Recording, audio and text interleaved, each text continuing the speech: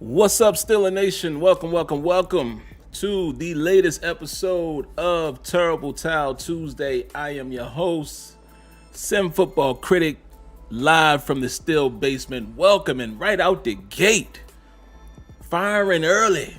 We got a donation from the good brother Shadow Slayer. So let's jump right into that. Round of applause.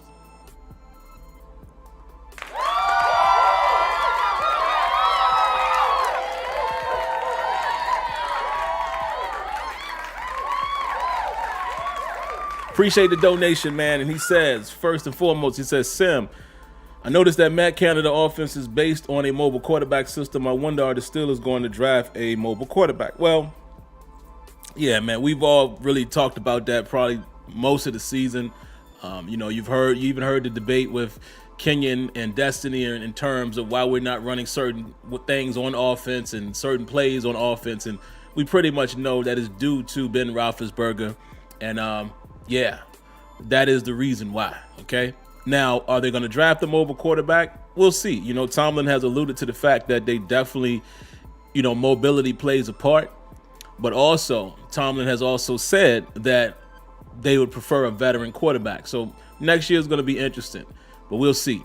But I do not disagree with that. I definitely think we need some sense of a mobile quarterback. I mean, look at what Herbert just did to us. I will take that type of mobile guy. He doesn't have to be a run first guy. I'll even take what Mason Rudolph did the week before, how he was able to get out of the pocket and take off and run. We need some sense of that. But anyway, guys, let's go ahead and jump right into it. And forgive some of the background noise, man. I got a little space heater down here in the man cave. I forgot to cut it off, so you might hear a little more air.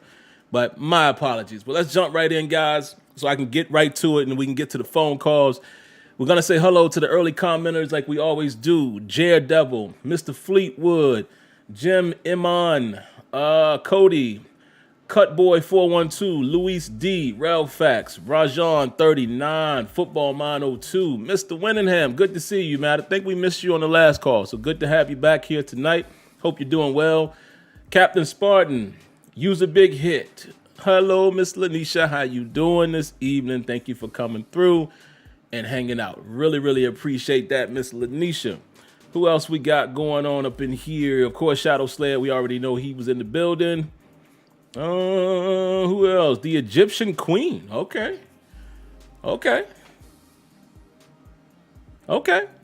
Sounds like a new lady of the chat. So Egyptian Queen, I don't want to assume it could be somebody else using your profile. Hey, it could be somebody referring to themselves as queen. So I do not want to assume that it's a female. So the Egyptian Queen, please confirm that so we can greet you properly. But hello, I don't think I've seen your name before. Steeler Lee, Vistalite, Alex Dingy, Ali Howard. Who else we got up in here? Eric McDuffie. My good brother is in here, of course. My good brother Kenyon, Carmelo Moody. The Egyptian Queen says, yes, I am. Laugh out loud. Hey, man. Hey. So let's say hello to the Egyptian Queen. Hello, Miss Lady. Thank you for coming through. I appreciate you coming to check us out tonight. But yeah, I can't assume in this day and age. I just cannot assume based off of words and, pronouns and all of that type of stuff. So I'm just being politically correct, if you will. OBM says 804 in the building. That's what it is, man. Y'all already know. My birthplace is Richmond, Virginia, man. Cap City for life. So I'm always going to say what's up to my 804 brethren in the building.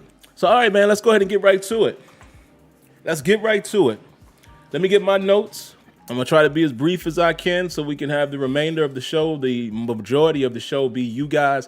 Let me just announce it now. If you want to give a call, if you want to call in and have your voice heard more than just your words on text, you will be able to call in tonight. It's area code 619-924-0818. Again, 619-924-0818. I will open it up for phone calls. I'll give you a few moments. I ask everyone to be brief and quick because a lot of times we expect a decent amount of calls. So if you could just follow those rules, I welcome your call. I want to hear from y'all. So I'm not always doing all the talking. All right, so the first notation I have here, man, of course, we're going to talk about, unless I missed it, because I'll be honest, I was trying to work at the same time and listen to the conference. I don't know if I caught the injuries.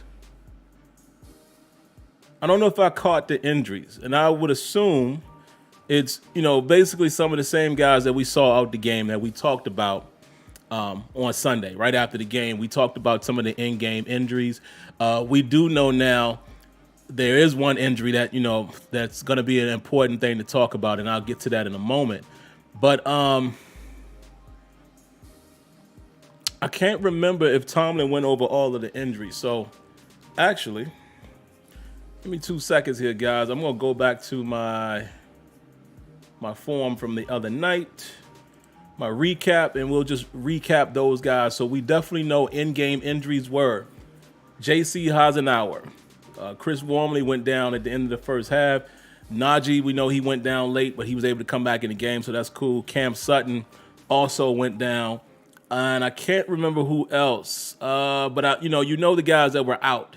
Tomlin did say, guys like Dotson and Hayden, TJ, Loudermilk will be one of those, type of situations where we'll see if they're eligible. And once they're eligible, Minka as well.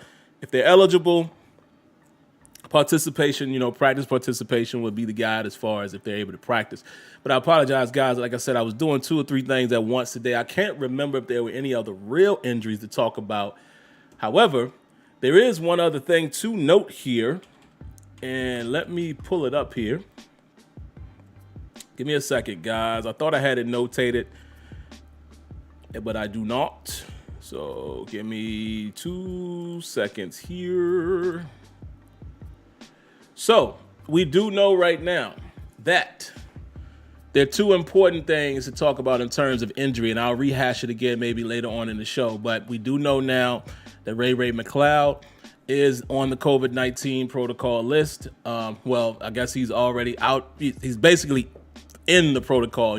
They've made a decision. He is on the COVID list, as well as Eric Ebron has suffered some sort of injury. If you kind of follow social media and such, apparently it looks like he's saying that there's a knee injury or knee surgery that he may need. So if you take a double look at what happened with the Steelers move, the Steelers did bring up Kevin Rader from the practice squad. They also signed Jay Sternberger. You guys remember him? Jay Sternberger, I believe, if I got my colleges correct, he played a little ball at Texas A&M, and I thought he was relatively decent, there. I can't say how good or bad he was, but I thought it was, at that time, there was someone that we could keep an eye on if he was available. If I'm not mistaken, Green Bay drafted him, and he just hasn't really been able to stick. And I'm curious to know why. I have not watched Jay Sternberger in the NFL, so I don't know what his woes may be, but right there, you can see that the Steelers are trying to replace that third position, Kevin Rader. I'm okay with Kevin Rader being a third wheel, if you will, because all 3 of those guys talking about Freiermuth, Gentry, and Kevin Rader are guys that are more, block first or block capable. I don't want to say block first because that would be disrespectful to Freiermuth. But what I'm saying is they are block capable. You already saw Freiermuth getting the majority of the snaps and Gentry when we were more so run situations. So that is not going to change a whole lot there.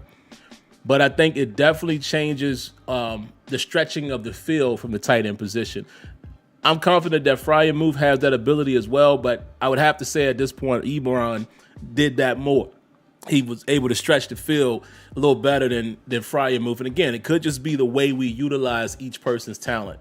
So hopefully Freiermuth can step in and be that, as well as how good he has been in the blocking game and in the red zone. And in the end, getting in the end zone and such, making the tough catches. I'm hoping we're able to get that stretching of the field element in the middle of the field. We've seen it a couple times, but if you guys really know what I'm saying, if you're really watching, Ebron has probably been the better of the 2 so far with that role, but Ebron has come in more so the passing situations. You understand what I'm saying? So, yeah, that's going to be a critical, could be a critical piece. And also Ray, I said I was going to talk about it later, but I might as well hit it now while I'm here. That's going to be a tough situation, man, because let's not forget, Not only is Ray McCloud a kick returner and a punt returner for the Steelers, he does both, but also Ray was starting to be featured more in the offense. We've seen him more in the offense, catching passes from both Ben and Mason Rudolph. He's been featured, with the absence of Juju Smith-Schuster.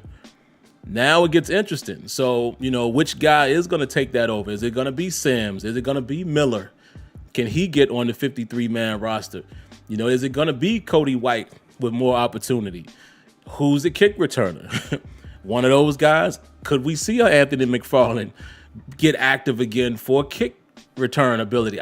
It's going to be interesting. It's going to be interesting. So those are a couple of things to point out there. Also, a few pointers that I took from Tomlin's presser today. Let me pull it back up here. Mike Tomlin said that he should have done some things outside of the normal personality of the defense, with the players that were missing. That's a key thing to note. And let's keep that notation in our pocket, because I'm going to say a couple things about Tomlin here in a moment. Maybe I will say it after I go through the plays, because what I really want to do is kind of hone in. I want to drive a point home before I get to the phone call. So let me just hold that information, and I'll give it to you guys in a moment. He also said that he is involved in all areas of the game, offensively, defensively, even special teams. And he kind of said, look, it's more than just a suggestion. And, he's a head coach. To what degree, none of us will know. But again, that's going to tie in a little bit to what I'm going to say after I give you guys the timestamps. So again, if you're new to the show, what I do here is I give timestamps of certain situations, so you can go back and watch it for yourself, because I no longer show all 22 footage live on air. What I do is I show all 22 footage as an unmonetized video, but it's for those who have become an actual member of the channel, that they pay for a monthly membership. Shout outs to Luis D for the donation. Let's give him a round of applause and read his comment.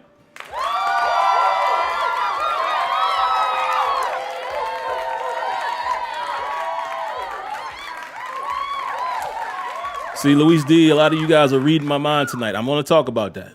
He said, speaking of injuries, Coach T was asked about Devin's play, and that is not up to par before his. He said Devin's play that is not up to par before his injury. Coach was like, he's not yet 100%. Can he get better? Is the question. Great question, man. And I'm going to pose that question when I go into the Devin Bush segment. But that is a great question. Sometimes when guys get injured, they're never themselves again. That is a fact. Remember the days, guys, for you all that have been watching football for a decent amount of time, I'd say even for the last 10 years. Remember when an ACL injury was like, that was it. Remember when they used to say, oh, this guy will never be the same. And then you have these miraculous recoveries. Remember when AP, Adrian Peterson came back off of ACL? Remember how great he was? And then from that point on, it just seemed like, modern day science was way better. But, I think that element does still exist in some scenarios where some people might not ever be the same again, whether it's mental or physical. But we'll get to it. But all right, man, let me run through the timestamps, guys. As y'all can tell, I'm trying to get a better flow, so I could get through my stuff and get the phone calls in here quickly. First quarter. Very first play of the game. I notated this play. Not that it was, a bad play or anything like that, but it kind of set the tone for what you saw later on in the game, and also what you have been seeing out of this one person for the entire season. And I think what my man Luis D just said, the same question could be asked about Kendrick Green, not concerning injury, but can he get better? First play of the game, Kendrick Green is on his butt, on his keister. Or as my southern grandma would say, on his hind parts. And, what she was saying was hind parts, your hind parts. But if any of you have family in the South, words and letters kind of run together. So it sounded like she said hind parts. Know some of y'all feel that. So Kendrick Green was on his hind parts. Very first play of the game. And I'm like, come on, man. Can we get a game that you ain't on your butt? He's either on his butt or he's down, falling forward. Every game? Every game. 8 minutes and 39-second mark. Kendrick Green once again. Kendrick Green pushed all the way back into Ben Roethlisberger's lap. I mean, and it's interesting, man. And you know, and I feel good about what I'm about to say here. It's cool, man, when you do your own research and, you know, you scout a team, you scout a player, what have you. And let's say you look at, you know, other media outlets or say people that you respect. Like, say, I'll give you a perfect example. Say it's somebody like Baldy. Y'all know how Baldy does the breakdowns. So let's say you break down the same thing, right? And then you go and you see Baldy do it. You kind of feel like, man, that's cool that we're kind of seeing it the same way. Here I am, just a fan with some football knowledge, but then you got, you know, these guys who do it for a living, who have played, or these guys that have a dedicated site, and y'all are on the same page. I say all that to say this. After I saw that, later on in the day, you know, I'm looking on Twitter and I see Steelers Depot, Alex Kazor, pointed the same thing out that I'm about to say here. I keep saying that I don't know if it's Kendrick Green's lack of strength. It's just his technique. And like I said, it's always cool when somebody else kind of identifies the same thing you're seeing, unless you know you're not crazy. I don't think Kendrick Green is weak. You know, could he get stronger? I'm sure. But at the same time, you got to understand the body type and stuff that he's dealing with. You know, it's already, he's compensating for lack of stature and things like that. So it's not but so much more he can do. But I think it's more technique with him. There's got to be better ways that he can anchor himself and be able to deal with power and, you know, hand placement, hand utilization, things like that. You would think there's something that he'd be able to do. And then sometimes he's just going to get beat. You got to give respect to the opponent. But, man, it just happens quite often. And it just seems like it has not changed much in terms of when a power rush is coming his way. It's been the same way since day one. Yet, he is a rookie. So I'm not trying to beat him down. You know, this is a learning experience for him. Think about this. I know people are going to say he sucks and all that, and they've seen enough. It's hard for me to say that. I feel like I have seen enough, but I can't say that he can't improve. That I don't know. Because we have to remember, the kid didn't even play a lot of center in college. He had very few games as a center in college. He was a guard. So, you know, I'm assuming that the Steelers went into this thing as a project. Remember when he got drafted, they even said as much. They even said as much that they know he doesn't have, you know, a lot of snaps logged at center, but they think that he could become that. So it's one of those things that, you know, again, I'm not going to be in the business, man, of arguing someone's point. I'm just done with that. Everyone's opinion is their opinion. I'm not going to try to convince you to hate or love a player. I'm just going to give you my thoughts, and you can either agree or disagree, and it's cool. You know, again, I don't think you throw him out already. I mean, you got to allow him to go through his bumps. Now, maybe in training camp come next season, if he has not developed and there's somebody else there, or even if you go looking in the draft and there's a more true center there, like a Linderbaum type of dude, then it just is what it is. But we knew what his warts were coming into the game, into the season, and they're continuing to show up. And I'm going to continue to point it out because, you know, you document this stuff. But I don't know. The next play here, man, the Chargers ran kind of hurry up. And, you know, at the time they were introducing our defense, so I couldn't see the exact timestamp. But given the play before it, I would say this next play was roughly 7 minutes left in the first quarter. Mike Williams able to beat Witherspoon on a 3rd and 14. Y'all remember that? We had made 2 good plays back-to-back. Cam Sutton had good coverage on the play, you know, limited. I think this was the one when we stopped him with only a 2-yard gain, or that might be later in the game. I can't remember. But there were a couple of times we got him in 3rd and long and we let him off the hook, as Denny Green would say. But Witherspoon just beat badly, just right off the line. And then Williams beats him again later in that drive. Remember that 3rd and 3? Now, the 3rd and 3, I will say, is a little more forgiving because, again, it's only 3 yards. And DB is always playing a guessing game anyway. You got to try to guess where the receiver is going. It's easy to win off the line if you're not pressing and only, you're running a drag right across. That's a tough cover. I think some people don't realize that. That's a tough cover for a cornerback to just chase you on a drag route across the field, and you only need to get 3 yards. But we have to acknowledge it. He beat him for that too. So that 2 third-down conversions on Witherspoon that was in man coverage on the same drive. And, maybe that's why we haven't seen much of him, which makes that 5th round, draft pick for the trade even hurts a little more, right? Second quarter, 13 minutes.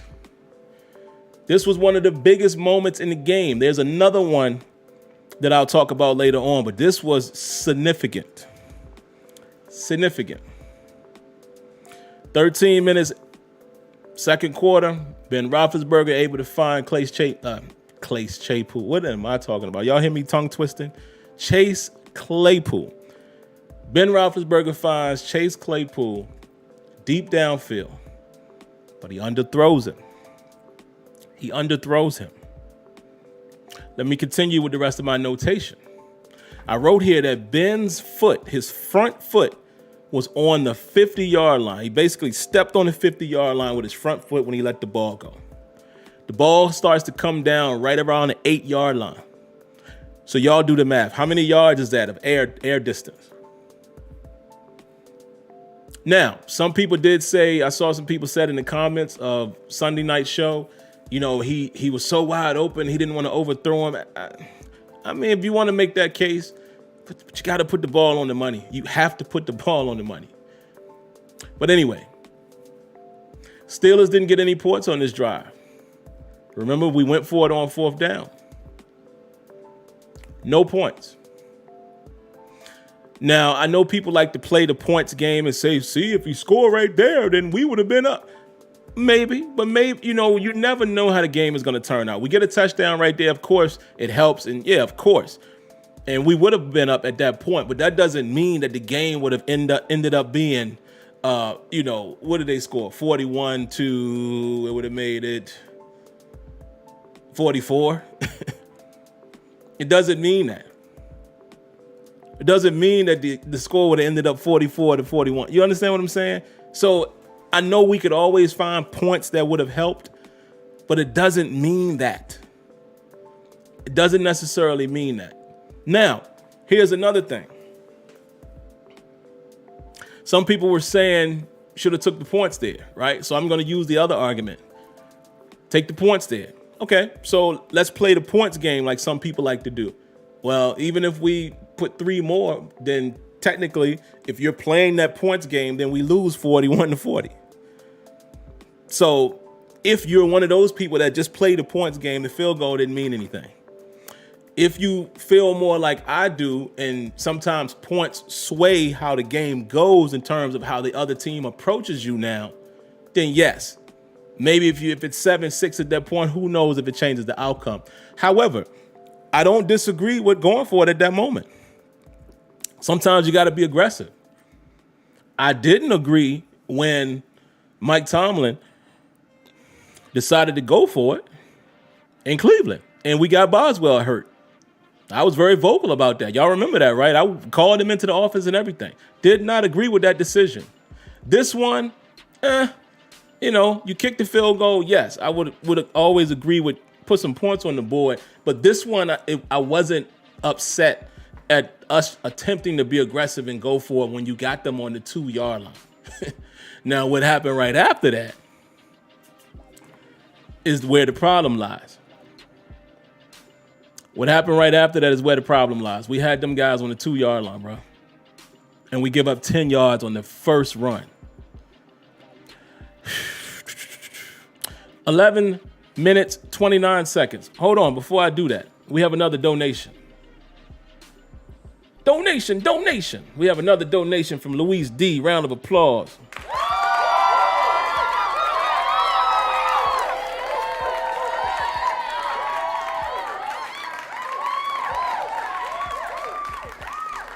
Louise says, I say Ben should throw a half second earlier. You talk about the one to Claypool. Yeah, man. And again, y'all do the math. His front foot was on the 50, and the ball comes down at the 8.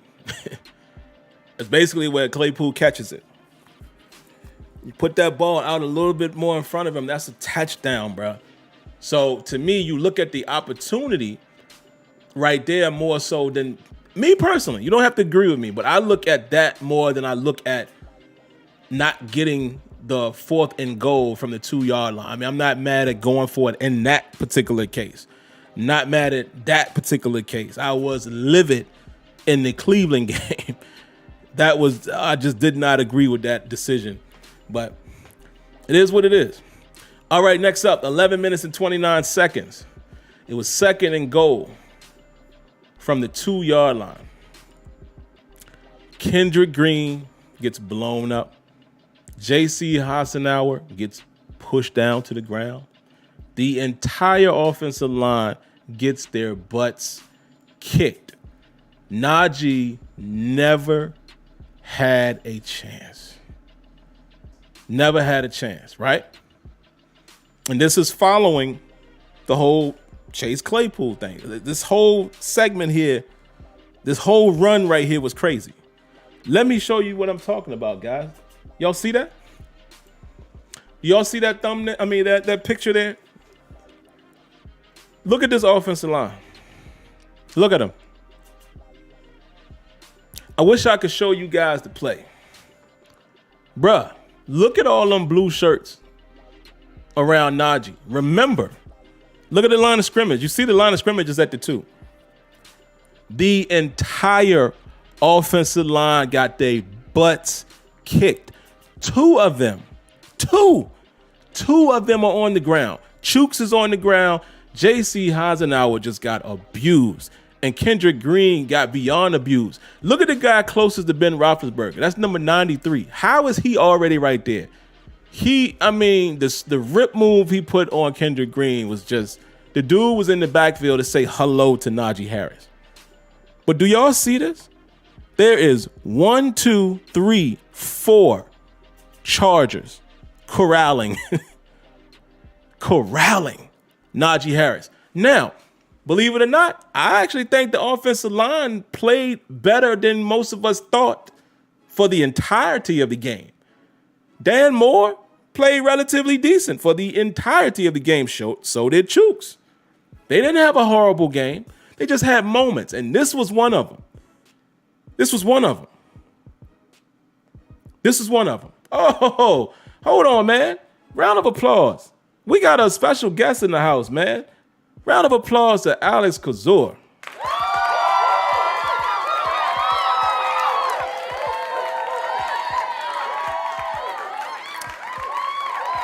First and foremost, man, I want to say thank you to you, Alex, for coming by. I believe this is like the 2nd time you've come by and engaged. But more importantly, and everybody here in the chat can tell you how much I praise yourself and Dave, because you guys, and listen, I'm going to say this live on air. Y'all do the best work in the business, man. I say that to you guys every time I'm sending you emails. You read the emails on your show. Y'all just do. I mean, from top to bottom, because you don't just do the content. You're doing the cap stuff. You're doing the roster moves. I mean, y'all, it's literally Steelers Depot.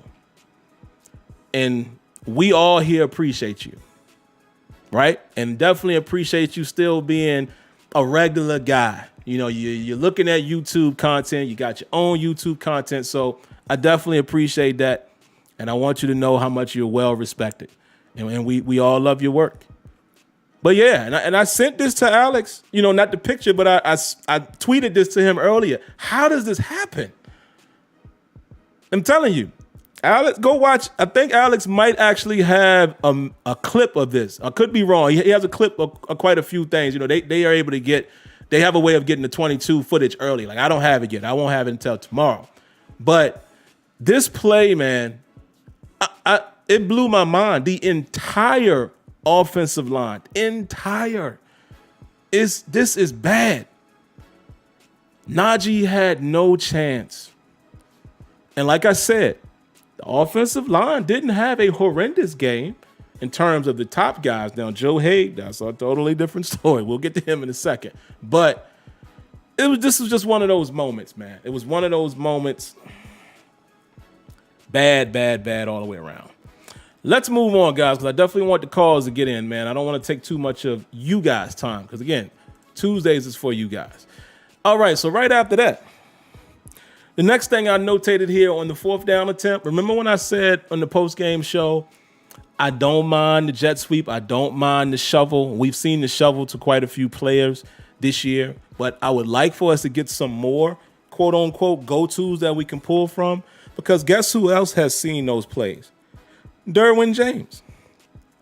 If you guys go look at that 4th down attempt and you see how fast Derwin James reacts to Fryermuth, it's literally like he was told that was coming.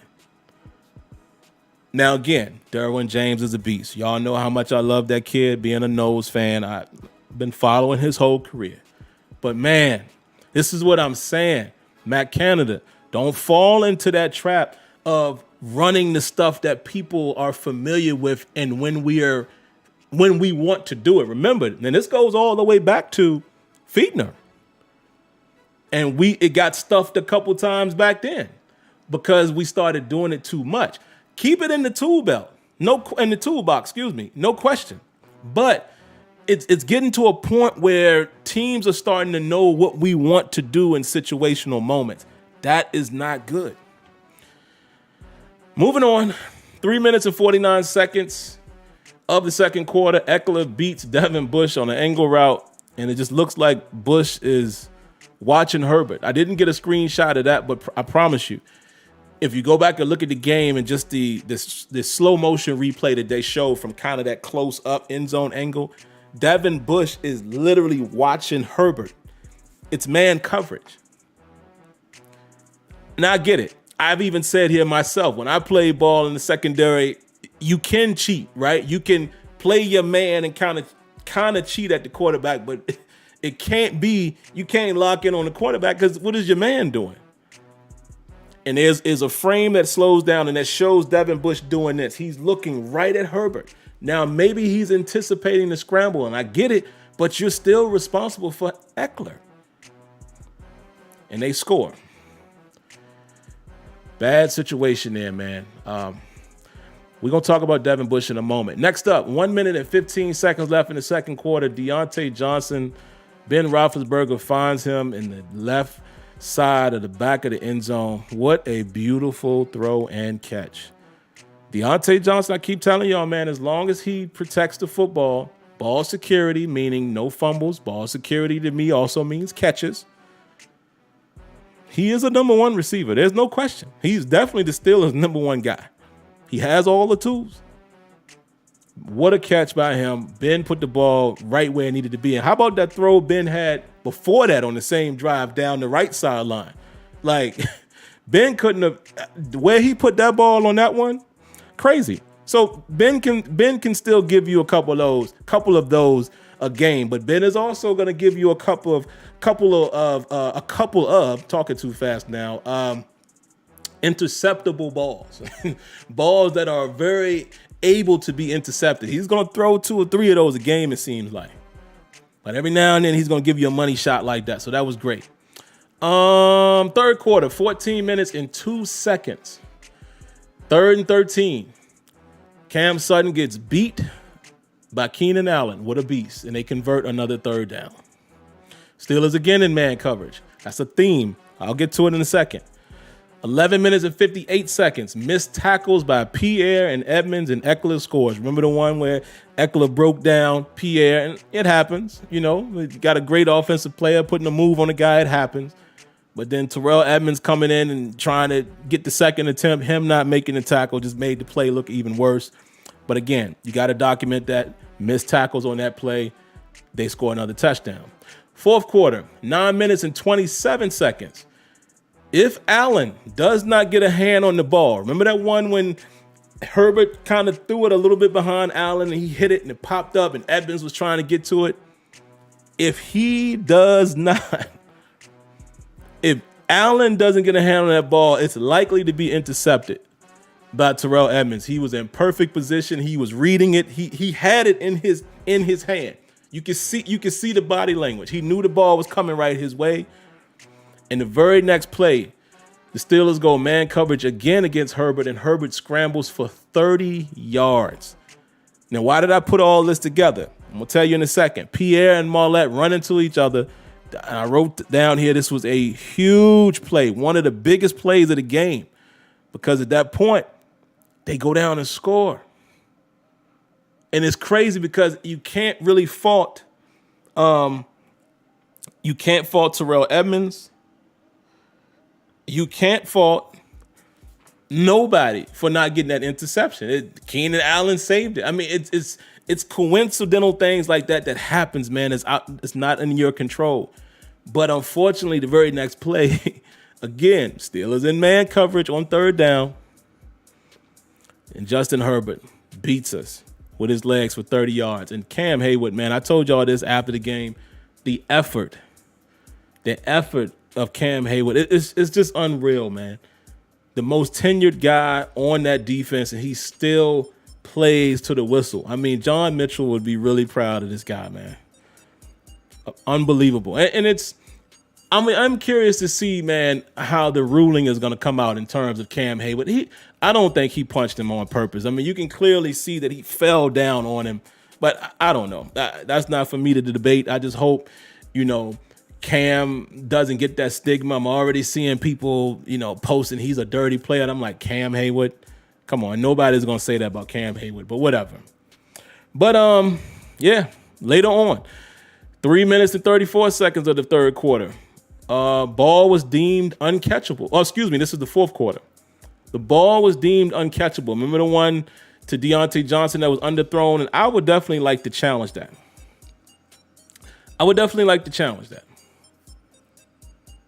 I didn't know that a ball thrown short could be deemed uncatchable. Now, I guess if it's severely unshort, but the more I look at that play, I'm not saying Deontay Johnson is going to get back to catch it, but would you at least see a catch attempt? You see what I'm saying? I think that's in play. Is it a possible attempt where he can dive for it? So if you could say that, then I think you stick with the pass interference. But not all the calls are going to go your way, but that was significant too, because who knows what happens at that point. But the Steelers are still having to settle for a field goal there, and then of course the final touchdown. Got to talk about this, man, and again, Alex, who's in here, Alex Kazua broke this down as well. Great article he put up, man, on Steelers Depot, and I'm glad he did that, because again, I don't have the all 22 footage yet. So I even thanked Alex on Twitter for showing this, because remember what I told you guys. The main reason why I started doing both a post game and a pregame and a terrible towel is because, for one, I want to engage with you guys right away. But for two, I like to see how differently I feel about the game after rewatching it. I like the knee-jerk reaction. And what was I saying Sunday? I kept saying, man, what was Sutton doing? What was Sutton doing? However, I think when you watch this play, it is more so on Trey Norwood, right? Because the Steelers are basically, they're in their cover two look, right? And it looks like it turns into cover two man. Marlette blitzes. So Cam Sutton appears to be, now I'm going to be honest with you. And like I said, go check out Alex's article. The corners are kind of playing it like it's cover two, though. But it does seem like Schobert turns his coverage into man coverage. So I don't know. It might have been a combination of the two. But the fact that Cam Sutton came off of Williams and, didn't stay with him, and it looks like he tried to undercut, like maybe do some trap coverage, it makes me think that it probably was more so cover two and not man. But again, it looks like, to me, it looked like some guys were playing man. Like I felt like Schobert was playing man. But let's just say I think it was just standard cover two, right? Cam Sutton tried to trap it. And I felt like even after watching it, I do still feel like Cam Sutton could have carried Williams a little bit longer before he attempts to trap, to give the illusion that he's going to run with him. Like, again, that's subjective. Yeah, anybody, we could all have our own opinions. I mean, it's objective. Yeah. Because if you look at Pierre seems to carry his a little longer. You understand what I'm saying? But Sutton, it's like Sutton reacts immediately. Like he immediately jumps as if he's going to undercut or as if he's going to go and attempt to, go closer towards Keenan Allen. And another thing that I noticed, man, Devin Bush was kind of just hanging right there. Like I felt like, me personally, again, there's no right answer here as far as who definitely should have did what in terms of the under coverage. But I felt like Devin Bush probably should have, went more towards Keenan Allen. And I don't know, maybe that makes Sutton back up a little further, but probably not. Because again, almost from the snap of the ball, you see Sutton go out and then he comes right back in. But Trey Norwood, however, there's no reason for Trey Norwood to take anything in front of him. We're playing too deep. You cannot let anything get behind you. You have to play your half. The safeties are playing, they both playing their deep halves. You got to get your depth and get outside the numbers, especially if you see that vertical coming your way. That's an easy read. It's an easy read at this point because the number 2 goes short. You understand what I'm saying? So even if you're not even caught up in the wash where sometimes safety's got to play 2 guys, not in this scenario. As soon as you read the number 2, because you're looking this way, you're already looking at the quarterback and you scanning the field. As soon as you see that one vertical coming your way, that's where you go. And let's assume that was the call. Let's say that was the call and it wasn't Cam Sutton, improving, and he wasn't in an improv situation trapping. Let's say that was the call. Then if it was Norwood, then you already know if a vertical's coming. Got to get out there. You got to get on your horse. So we do got to put that, I think, after reviewing it a little more. Again, shout outs to Alex for showing it from that perspective. Definitely, man, however we want to feel about Cam Sutton, what definitely cannot happen and should not happen is Trey Norwood reacting the way he did to any in-cutting route. And again, this kid hasn't played free safety much for us. This kid is a rookie. He's not Minkah Fitzpatrick. So I'm not going to beat him up either. Rookies are going to make mistakes, but that was a tremendous mistake. Huge mistake, man. And it just cost us, man. It just costed us big time. There you have it. But that's all I got, man, as far as the game. So let me just finalize and say a few things real quick, and then we'll get to the phone calls. Again, and by the time I got to 4, I just stopped counting. I counted 4 times, and maybe it was just 4, but I think it was probably 5 or maybe 6. But at least 4 times the Steelers were in man coverage on 3rd down, and Justin Herbert scrambled his way to a 1st down. At least 4. And again, the question I have still is, why would we do that? Why would we play that much man on 3rd down, seeing that Justin Herbert already is looking to scramble? Think about it. Even if it wasn't just the 3rd downs, we had already seen him scramble early in the game on 1st down. First drive, he scrambled when we ran man. So to me, that should tell the defensive coordinator or Tomlin, I'm about to get to that in a second. All right, let's not do this too much, especially when it's 3rd and long. Let's not do this too much. And listen, let's be fair. I said this Sunday night, the zone, it wasn't like the zone was working great either, but I'm just not going to let you beat me like that when you've shown me that each time you're willing to take off and run. And maybe it's rush discipline too. I don't know. So I'm not going to put it all on the secondary, but I just did not like, after the 2nd time, even in my mind, I was like, all right, let's chill a little bit on going straight man. on third down. Because we don't got those dogs back there. We don't got the savvy veteran and a Joe Hayden that, that can veteran himself into playing some decent coverage and holding fort a little while to allow the front to get there. They won't out there. You don't got Minka out there. You know what I mean? It's like, did not like that. Did not like that. Now let's talk about Tomlin really quick, man, and then I'm gonna get to the phone calls. Tomlin made the statement today that he has his hands on offense, defense, special teams. He basically said he's responsible for it all. Sometimes he might give input on a play and call a play, et cetera, et cetera. So let me be very clear when I say this, because it's weird to me how people pick their own narrative and pick their own agenda, and they don't listen to what you really say. I had a guy actually say to me, he commented on the last video, he said that I have never criticized Tomlin. And I was like, really? I didn't even respond. Well, I did. I said, well, you don't really watch me that much, but it's cool. Because how bad did I get on Tomlin for the Cleveland game? For not, how bad did I get on him? In fact, I sent that to Steelers Depot as a question on the podcast. And to me, it's this. This is the question I have. I will not get into any debates anymore about how people feel about anybody, any coach on the staff, because it's pointless. You're going to have your feeling, I'm going to have mine. But I ask you guys this question. When do you consider it a player issue? This is what I mean. I said this Sunday, and I'm going to say it again so you guys never have to question where I'm coming from. What do I consider coaching decisions or coaching things that I judge? Play calling, personnel, and utilization,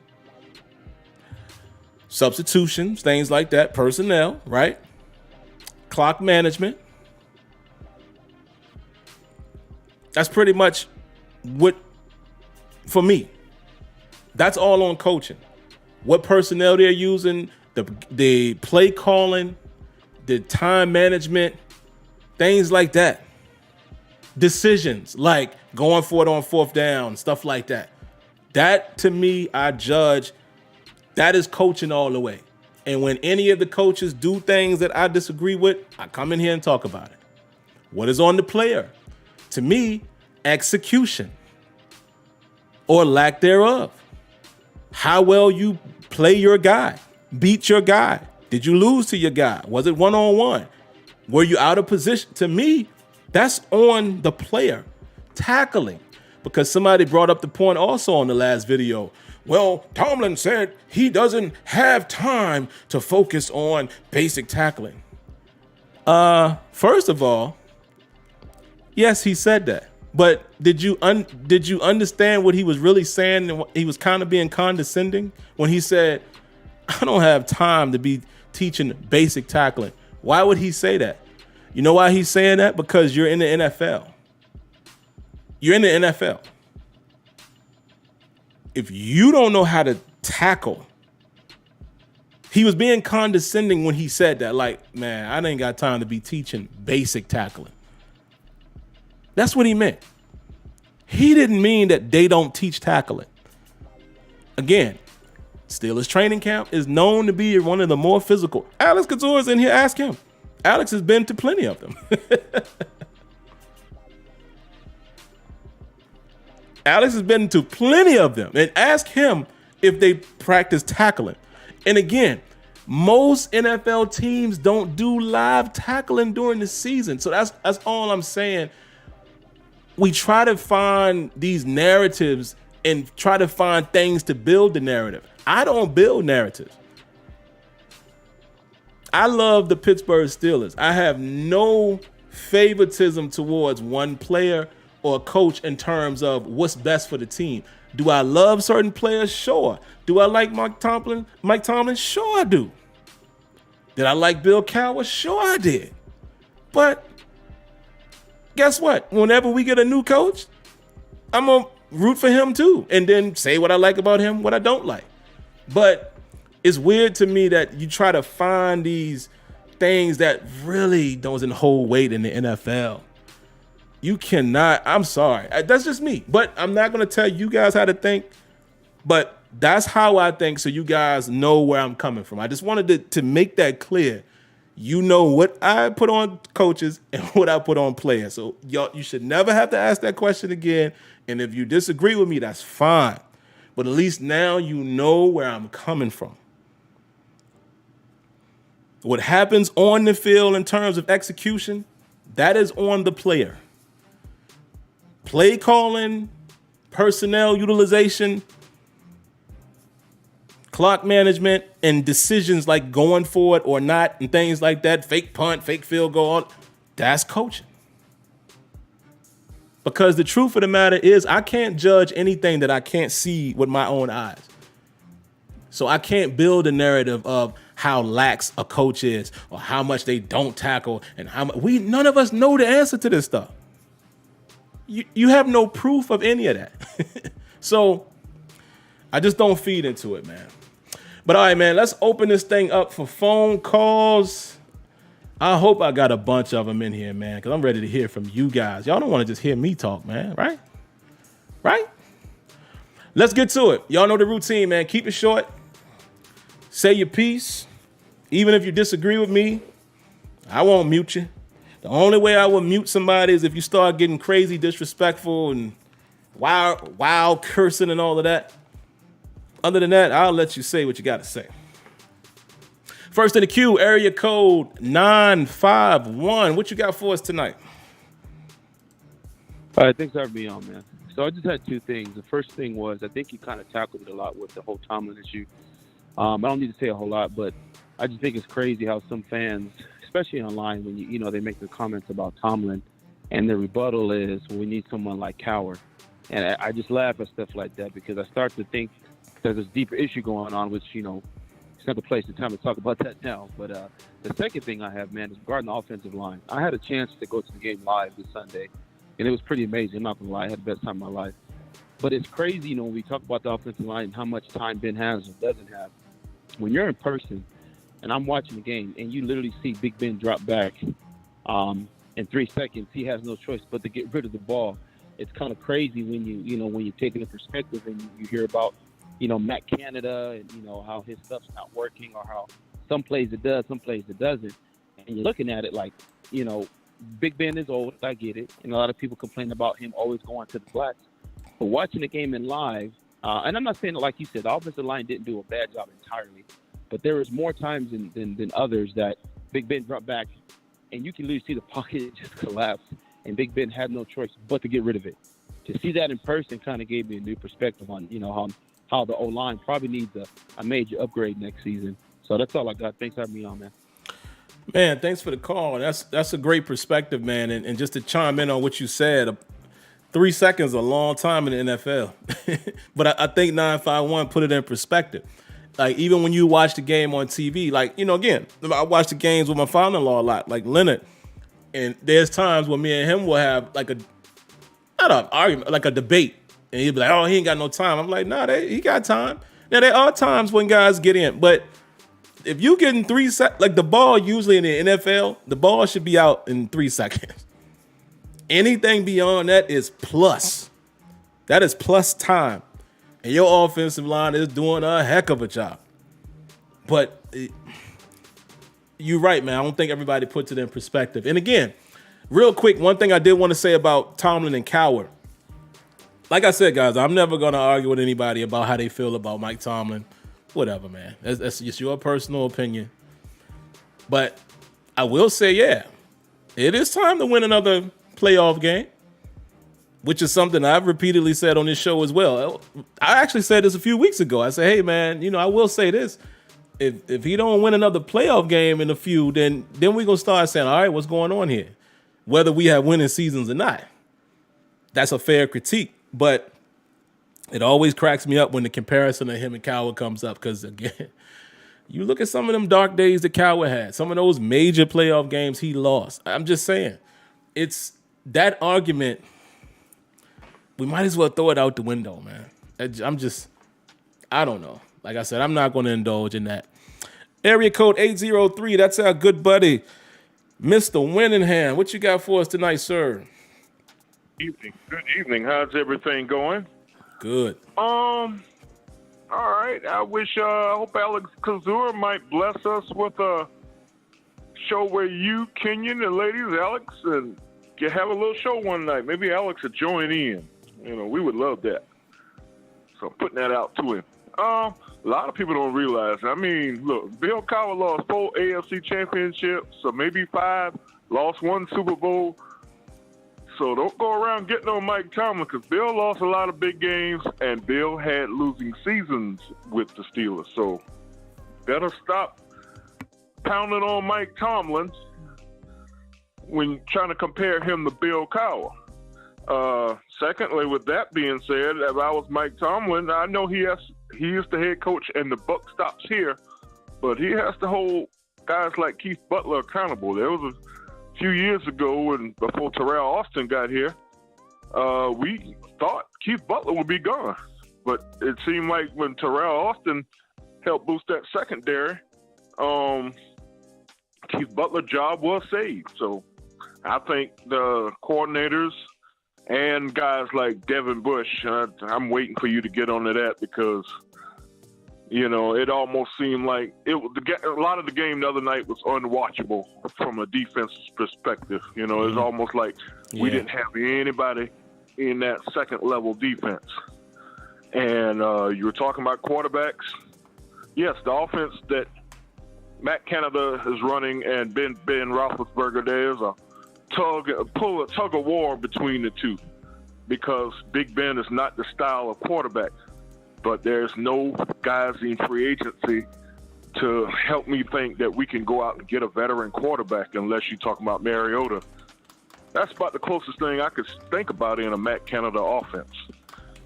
And last but not least, the offensive line, they did well at times, but you can't execute your offense when you're on roller skates and the offensive line's peeling back. I would love to see Zach Banner more. Thank you so much. Everybody have a great Thanksgiving. Man, thank you, Mr. Winningham, and hope you have a great Thanksgiving as well. I definitely hope it's all good for you. Yeah, man. And, I always like to stick right there with Mr. Winningham when he always brings up the offensive line, and I always agree with him. Them dudes is on skates a lot. But like I said, when you watch the game again and you're watching for key things, they didn't have a horrendous game, in my opinion. It was certain plays that just, like I didn't get to it on going through the plays, but that last, man, Joe Hay giving up them back-to-back sacks, it just was, we just had zero chance. But yeah, man, we kind of knew we were going to take these lumps coming into the season with the offensive line. So that's why I always try to look at things with a certain expectation, man, trying to be a realist at the same time, keeping my fandom in check. But there you have it. Next up, area code 505. What you got for us? Hey, what's up, Sim? Can you hear me? Yes, sir. I can hear you. All right. So I just want to say this. I'm done with Devin Bush. That touchdown that he had, I don't know. Hold on. It was a passing touchdown, okay? You are at the 4-yard line, maybe the 3-yard line. It's a late peel to Eckler, and you do nothing. He does not engage with the running back. I see he just looks brain dead out there, and I'm done with it, man. He needs to be benched. He is a liability in coverage, in the run game, everything, man. He's a blocking dummy at this point. He's a blocking dummy, and I'm tired of seeing it. That's all I got, Tim. Thank you. Man, thank you for calling. I'm going to hold my comments on Devin Bush for after the calls, because that's how I'm going to end it. Y'all know that he's the thumbnail. Well, he's not the thumbnail, but he is a focal point of this show, because I'm going to finish with my thoughts on Devin Bush currently. So I hope all of you guys stick around for that. But I can't disagree with you as far as what the eye test is telling you. But I'll give some context to it. Next up is the first 937. What you got for us? Hey, what's happening, man? I just wanted to talk about Keith Butler, and I also want to talk about Matt Canada. Man, this is I'm with you as far as holding the players accountable for execution on the field. Mm-hmm. But at the same time, it's the coach, it's on the coordinators to put the players in position. How is it that Trey Norwood was so far back off the play anyway? I understand not letting get anything over top, but come on, man. He was already out of position when the play was snapped. So a rookie being put, in that position with that kind of pressure, you've seen the results of that. You know what I'm saying? I mean, the constant lack of adjustments. I mean, this guy was killing us every time we went in the man, like you said. And where was the spy put? You know what I'm saying? Where was it? There were no adjustments made according to how the game was played because the defense looked like trash. They stayed in the same exact defense, it seems, and didn't move from it. And, as far as Matt Canada, his claim to fame was, the pre-snap motions and all of that. But for real, Maryland or Wisconsin, neither one of them were barn burners. You know what I'm saying? So it's like, now it's like all he did was take Fichtner's playbook and put some stank on it. You know what I'm saying? Kind of like putting syrup on doo-doo. You know what I'm saying? It's still doo-doo. You know what I'm saying? There's no reason, there's no reason to have 5 receiver sets and you throw the same 2 and 3 yard passes. Then you got, 3 receiver sets on a third down and 1, and you want to chuck it down the field. In the red zone, play calling is just horrendous. You know what I'm saying? It's not really working. You know what I'm saying?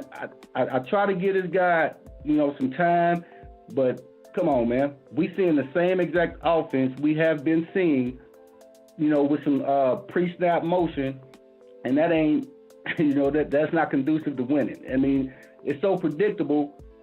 The other teams know exactly what we're doing. When we know what we're doing, it as fans, the coaches, it don't look good. You know what I'm saying? As far as Mike Tomlin go, what can Mike Tomlin do? Mike Tomlin's not the general manager. He didn't hire these guys. You know what I'm saying? Mike Tomlin is like a coach, and that's all he is a coach. He has to work with what's given to him. Colbert, you done gave him Canada. Colbert, you done gave him Butler. And he got to work with these guys. You know what I'm saying? And he got to take, following the sword for these inept coordinators. All right, man, that's it. Man, thanks for the call, 937. Appreciate that. I'll keep my response short. I do agree.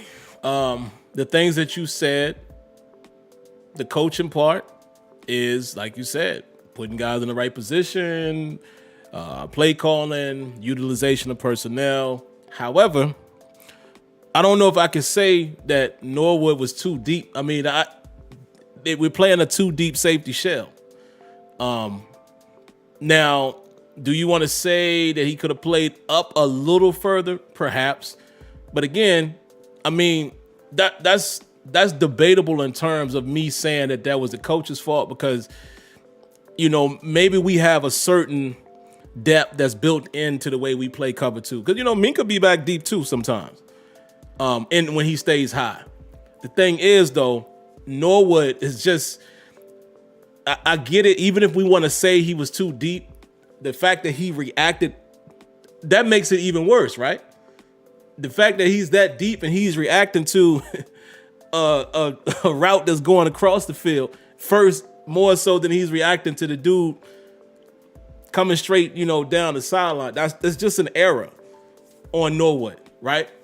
So even if, let's say Butler had him lined up inside their hat, squeeze, they squeeze him in tight, and then you see him trying to get out there and we get beat. Great. But we got to put it on Norwood because Norwood jumped the underneath route first and then tried to get back. That was on Trey Norwood. I just don't see it any other way. But I understand what you're saying in theory. The next 937, what you got for us? Sam, can you hear me, brother? Yes, sir. What's up, man? And you're like, why is this guy all hype? And we done lost the game. I'm going to tell you why, man. I got a different way of thinking, man. It was good. It was bad. It was ugly. I think that really sums up that game. You know what I mean? Yeah. Because there were some good things, though, man, that we saw. I mean, you know, with all our defensive stars, man, come on, man. You can only next man up so many times. Yeah. You know, the stars are, yes, sir, right? The stars are stars for a reason, right, my brother? And, you know, of course that affected us, man. So you can't just win with anybody. Come on, now. But I will say this, man. For some reason, in my Steelers spirit, I have a sense of pride leaving this game. There's just a sense of pride. It's just the feeling I got, man. So I'm going to put it on a positive note, man. I have never seen a more exciting team, you know, as far as longevity, man, over all these years, man. And one thing I can say about them doggone Steelers, excuse me. We are an exciting team. So what's my point, man? We had a good time this last Sunday, Sim, man. We had a nice little dinner, man. Marlon came over, man. We had a nice little Steeler party, man. It was very exciting. It was getting ready to leave. I'm like, look, man, just hold on. Yeah. Right. These boys known to come back now. Yeah. They known to come back, man. But I ain't going to get into no technical stuff this week, brother. I just want to say I feel good about them, man, in the sense, you know, that we're an exciting team, man. And sometimes you just have to lay back, watch, and enjoy the ride. Just enjoy the ride. Football is a very complex game because that oblong ball, you don't know how it's going to bounce. Yeah. You know what I'm saying, my brother? But I enjoyed the game, man. It was a hell of a game, you have to say. And thank you for taking my call, man. I ain't going to get too deep this time, my brother. Have a good Thanksgiving, my man. No problem, man. Happy Thanksgiving to you as well. And yeah, you know, because I think I said this Sunday night, this team, they're going to do just enough to keep us engaged. And that could be they get hot and they go on a run, or that could be is more of what we saw Sunday. They're going to compete. That's what these teams generally have done in this era. They're going to compete, and sometimes, you know, they just ain't nothing they can do. Again, I hate to keep bringing this up, but the AFC Championship game against the Patriots, they just shredded that defense. But this team is going to compete. You could easily have written them off Sunday night. I text Kenyon and Tony during the game saying, man, if they score one more touchdown, this is when it was 24-10. If they score again, I'm starting the show early. Because at that point, but then here they come. Here they come. So, but honestly, man,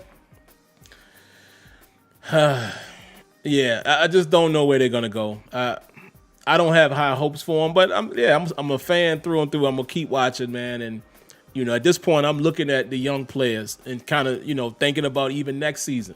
You know, Claypool is emerging. And it's going to get to a point where we got him and Deontay Johnson. There's real problems out there. I'm looking at little stuff like that. Najee goes without saying. But, yeah, man, we shall see. Next up, area code 864. What you got for us? Hey, how you going, Sam? Can you hear me? Yes, sir. Good. How you doing? I'm good, man. Good. I ain't got much, man. I'm gonna be very brief here. My main concern is, and I don't understand why Pittsburgh cannot adjust to these quarterback runs. I mean, the first half, yeah, the guy broke off a couple runs. Second half, you're supposed to be ready for that. Yeah. And the guys just, you know, they were still in man. They was covered, and the quarterback was taking off. At least have you one guy around the line of scrimmage to watch, to spy, just for the quarterback. I mean, you ain't getting no service out of Bush either way. At least have him up close to the line of scrimmage, and maybe he can stop the quarterback from taking off running, you know. But I don't know, man. But Then I'm just gonna put it out here. I mean, a lot of people might get mad at me for saying this. And I mean, be a coward. Chuck knows. See, I've been a Steelers fan ever since '71. Before they even won a Super Bowl, I was a Steelers fan. Chuck knows one thing about him. His team defense was going to be physical. They may lose, but they're going to play physical. Be a coward. And I had my gripes about him, too. One thing about his team, they was going to play physical. They was going to hit you. And he had safeties and linebackers that would come up there and bring it. And this team right here is soft, brother. They soft. I don't know who it's coming from. I don't know, like I said, I don't know if it's coming from the top. But now the front five, when you're talking about Watts and Haywood and Wormley and Bugs and those, they hold their own. To me, they hold their own. It's the inside linebackers on back is soft. Now Mika, he'll come up and try to hit you. And even Joe Hayden, he's up in age, he will try to bring it. But this Norwood, I don't know what people see in this guy, man. That 35. I can't see what people see in those guys, man. These guys are soft. I mean, Sherbert, he's an inside linebacker. It don't seem like he bring it like he should. And Bush, he just goes up and try to arm tackle, and that's it. They are soft, man. And I don't know where it is coming from. I don't know if it's coming from, I just don't know. Carl Joseph, he came in there. I only seen him in, now, like I say, you probably got better film. You maybe could see him more. I seen Carl Joseph come in maybe 2 or 3 series, man. And one series, he came up and made a play. And I seen him no more the rest of the night. I don't even think he came in the second half. And there's Norwood, there's 21. I don't know what they see in this guy, man. That guy is I don't even see. To me, he's not even NFL material, man. But I don't know, man. But anyway, I feel like when Sutton got that, when Cam Hayward hit that ball, and Sutton got that pick, okay, we already got the game tied. Why are you still in the shotgun slinging? I know Bush. I know our running back Najee had went out, so I could probably see. Well, they said with Najee in there. 2-minute warning. Shell. So we just keep it in Ben's hand. At least try to shorten the game up some. You had like 3 minutes and I think like 3 minutes and 40-some seconds. I'm thinking. At least try to run at least one time. Ben back there slinging. So we finally, I was glad that he didn't get a sack. So finally, then they kicked the field goal, and we went up 3. But if you know your defense is not stopping nobody, keep your offense out there as long as you can. If you gotta, even if Shell get the ball, you just tell him, man, don't fumble. And if he had to lay down with it and maybe lose a yard, at least you shorten the game. You got the clock running. And maybe they'll start using some of the timeouts or whatever. But to me, schematically, I just feel like they can. It's something got to be done there, man. You can't make these adjustments. I mean, if you can, this guy's 7 foot tall, and he's running when he gets the ball and he takes off running. One time he ran for like 30 yards, and it was 3rd down and 20 something, So, and you can't in the second half. This guy's still running like this. At some point, I know Keith Butler's at some point, Tomlin needs to step in and say, look, man, I mean, hey, we got to stop this. But, I mean, I love the fact that we got Tomlin as a head coach. I mean, we don't have that many black head coaches. I'm African-American myself. But we still have to critique Tomlin also, bro. We got to critique him. We got to hold him responsible for some of this stuff also. But that's all I got to say. And go Steelers. Talk to you later, bro. Peace. Thank you for the call, 864. Man, I gotta just say this, guys. Y'all gotta keep these calls shorter. I got 3 more calls at the queue, man, and I'm not going to be able to get to all of them if you guys are just going and going and going. So we got to respect the time, but I definitely appreciate the call. And yeah, listen, I think I've never got a sense from anybody on this show, like all of the viewers, definitely not myself. I've never gotten a sense that people don't criticize Mike Tomlin.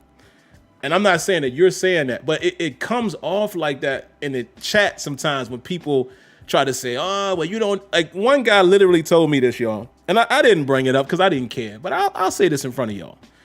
This one guy that I got into an argument with, and actually he left a comment on Sunday night's show after I told him, don't watch me no more. But he can't help himself, right?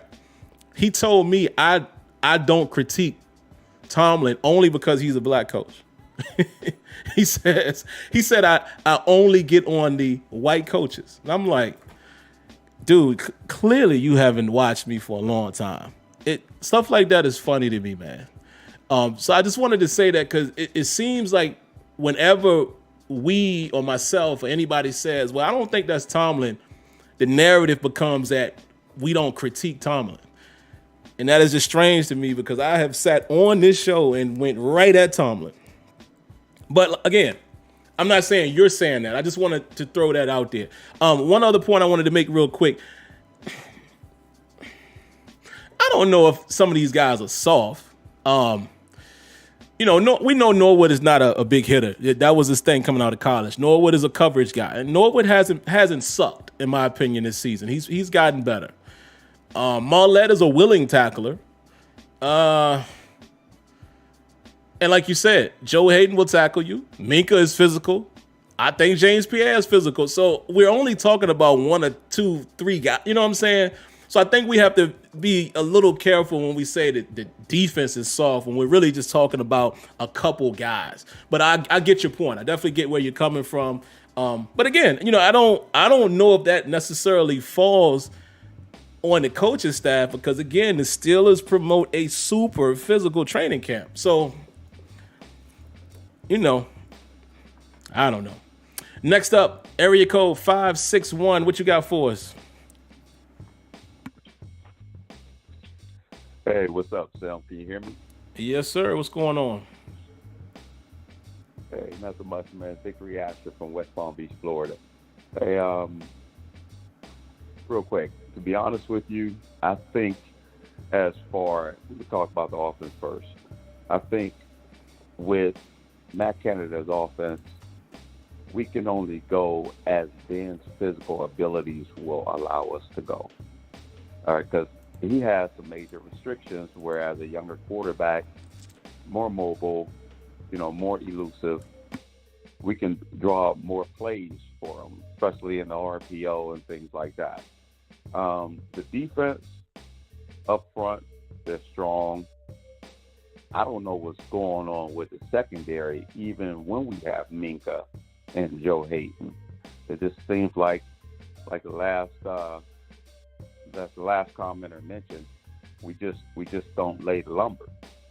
So, but I think on the offense, if we can get out of Ben's physical restrictions, I think Ben's physical restrictions are holding us back from opening up Matt Canada's playbook. And that's all I got. Thanks a lot. Man, thank you for calling, and great point. I mean, I agree with you. I agree with you. Kenyon definitely agrees with you. A few others in the chat. That's the thing. That's the thing, man. But I do agree with Marlon too early. Marlon called. I do agree to some extent, because I think I said this on one of the shows. I feel like Matt Canada should be able to show a little something different, even with Ben. But we're not going to be able to really judge Matt Canada's quote-unquote system until we have another quarterback. And that's just the God-honest truth. There's clear elements that we aren't doing or can't do with Ben Roethlisberger as a quarterback. That's not a disrespect to Ben. It's just the facts. So I don't disagree with that. Not one bit. All right, guys, 3 calls left. I'm only going to take 3 because we got to get through the show. I got to wrap this thing up and give my thoughts on Bush. Area code 678. What you got for us? Hey, thanks a lot for taking my call, Sam. Yes, sir. I just want reiterate, I think I said this last year. I don't believe Tomlin does any hiring or firing. Randy Fichtner, I don't think he fired him. I don't think he hired Randy Fichtner. I think Randy Fichtner was already there with Tomlin, as a matter of fact. I don't believe that Tomlin did any hiring or any firing. I think also when the media gets in, says stuff after the game, he definitely defends his coaching staff, like someone in a head position should do. With that being said, I mean, Cowher, I said it last week. People forget fast how they used to be complaining about Cowher. Like Mr. Winningham, for AFC championship game. If you go back and check the microphone back then, they complaining like a mug about Cowher. He's got everything he needs. He's not doing the job. He doesn't get along with his players. All that type of stuff. Same thing with Chuck Noll. Chuck Noll, I think, went from 1981 almost to 89 without being in the playoffs, period. People complain, say he lost it, all that type of stuff. Once again, it goes back to the Steelers Nation being spoiled. I also am in agreement with one of the other guys. I don't think, we keep on saying Matt Canada. We're not seeing Matt Canada's style of offense because of Ben Roethlisberger. But some of that play calling down on the goal line is just not acceptable. Nah. That's when I am in agreement with fans or whoever. Hey, we're not gonna run that. Hey, Chief, we're not gonna run that. Randy, I'm changing the play here. He doesn't. He lets them do their job, like I said, and sometimes he's hoping that it'll work out for the best. Sometimes it does, and sometimes it doesn't. You said something earlier too, Sim. I want to piggyback off of you and just say in my own words, I don't think I do what you do. I think I look at the Steelers as somebody that since I've been a little kid, they know how to scratch and claw their way out of situations. And they can't scratch and claw their way out of this situation. I'm hearing people say he's soft and stuff like that. It's the new NFL. You can't go running up and blast nobody because you're going to get called for roughing the passer or defensive wide receiver. So you can't come. You got to think. And football is more reaction, But that's all I got, Sam. I appreciate you taking my call. Thank you very much, 678. I appreciate that. And yeah, that is a factor. And again, I'm not disagreeing with anybody's opinion of whether they feel like the team is soft or not. I mean, we've all said that watching a game, right?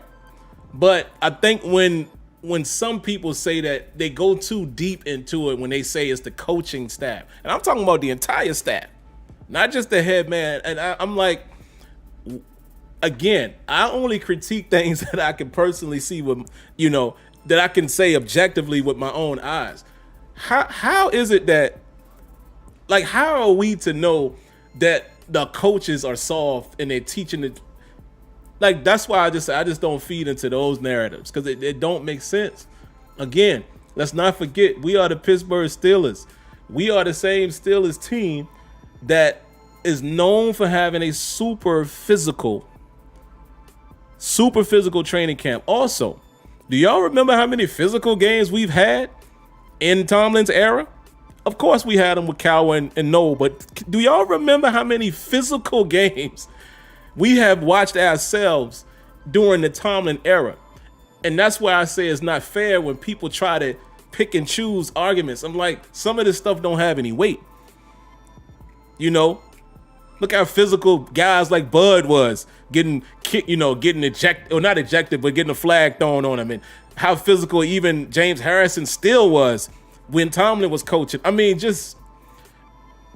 but part of it I do think might have something to do with today's NFL. But then again, it might not be in the player. So if you want to say that the coaches and the GM are not drafting those type of players, then I will say, all right, I feel you. But you're not going to get me to believe that because it's something that's happening in the office. You know, like the coaching staff is saying, let's not be physical. Come on, I'm just not gonna believe any of that. Don't do that, Mr. Mackey. Don't do that. I saw your comment about the donation. No, don't do that. Let's be respectful. All right, last call of the night, man. Area code 202. What you got for us? Hey, Steph, how you? I was called to make a couple points here, and I applaud the fight that we had this past Sunday. I didn't think we was going to actually, come that close. I was like you. I was basically 31-10. I'm done. The game is over. For them to fight back like they did, it's awesome at the same time. But I also have to point out those long drives that we had, and to come up with a field goal, unacceptable. Not running Najee in the red zone, unacceptable, because that little shovel pass kind of deal that Ben did, that was a really, really soft call. And I don't know if it was Matt Canada or Ben doing an audible, but that was a pretty bad play. And there's no reason we shouldn't have come up with no touchdowns, and that was probably what the difference in the comeback, because if we had a touchdown, we wouldn't have to worry about that field goal.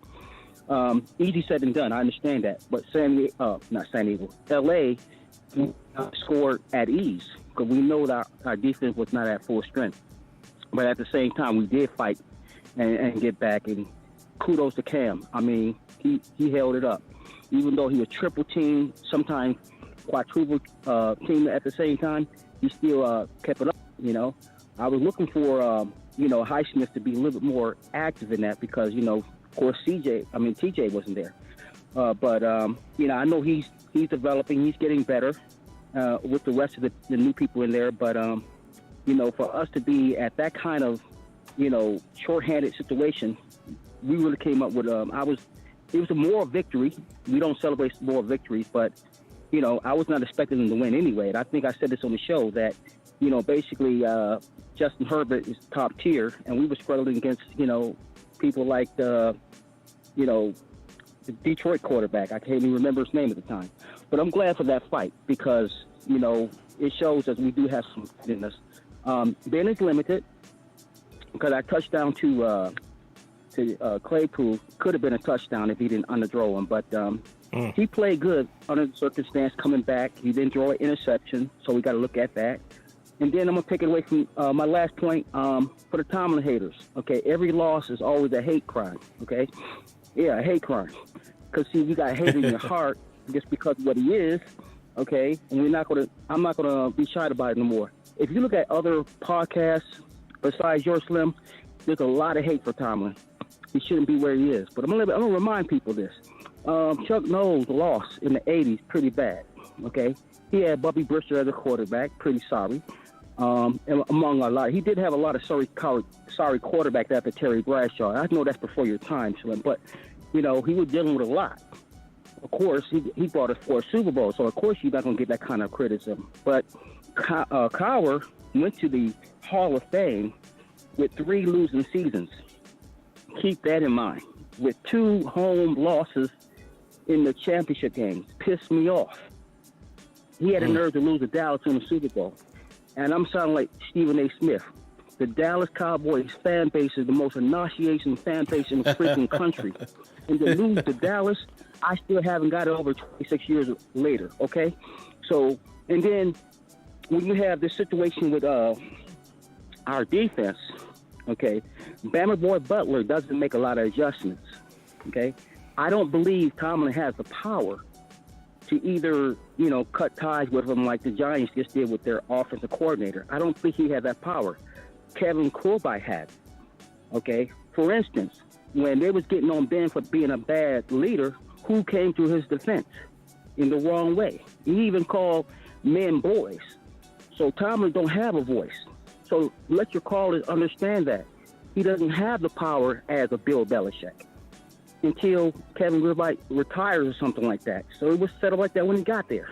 So for the Tomlin haters, we know you're a hater for life, but you don't know the man, so you shouldn't be hating at all. Dig deep in your soul. I'm done.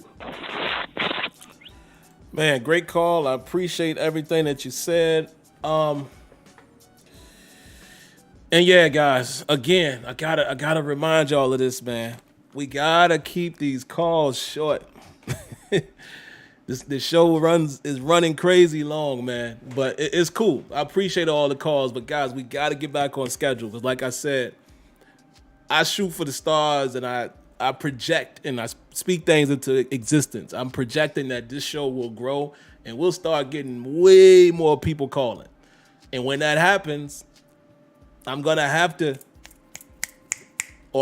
cut calls, or I'm going to have people pay for me to take that call. You understand what I'm saying? Like, let's say I got 20 in the queue. If we can't get through them fast enough, it's going to have to get to a point where I'm saying, look, drop a donation and I'll take the call. I don't want to do that, but I'm saying I'm trying to get us, for lack of a better term, running like a well-oiled machine, even the callers. So when it gets to a point where there's a bunch of calls, I could take all of them. But we got to keep them short. Great calls tonight, though. Like I said, man, you know, I will not argue with anyone about how they feel about Mike Tomlin. That train has sailed. Ship has sailed. I said train. That train is gone. It's left the station. The ship has sailed. I'm just not. You know, everybody's got their personal reasons and personal opinions. It's just that it's funny with some of the things that people try to hang on to. I'm like, I mean, you could counter all of those points. And I understand when fans will say, you know, the team doesn't appear to be fit. I get all of that. But again, do y'all really believe that in your heart? Do you really believe that in your heart when you have super physical guys that is on the team? That's all I'm saying. I feel like if it was a truly a coaching thing, then the team, nobody on the team would be physical. You feel what I'm saying? I'll get back to that point in a second. Shout outs to the Egyptian queen. Thank you, Miss Lady. I appreciate the donation. Round of applause to the Egyptian queen.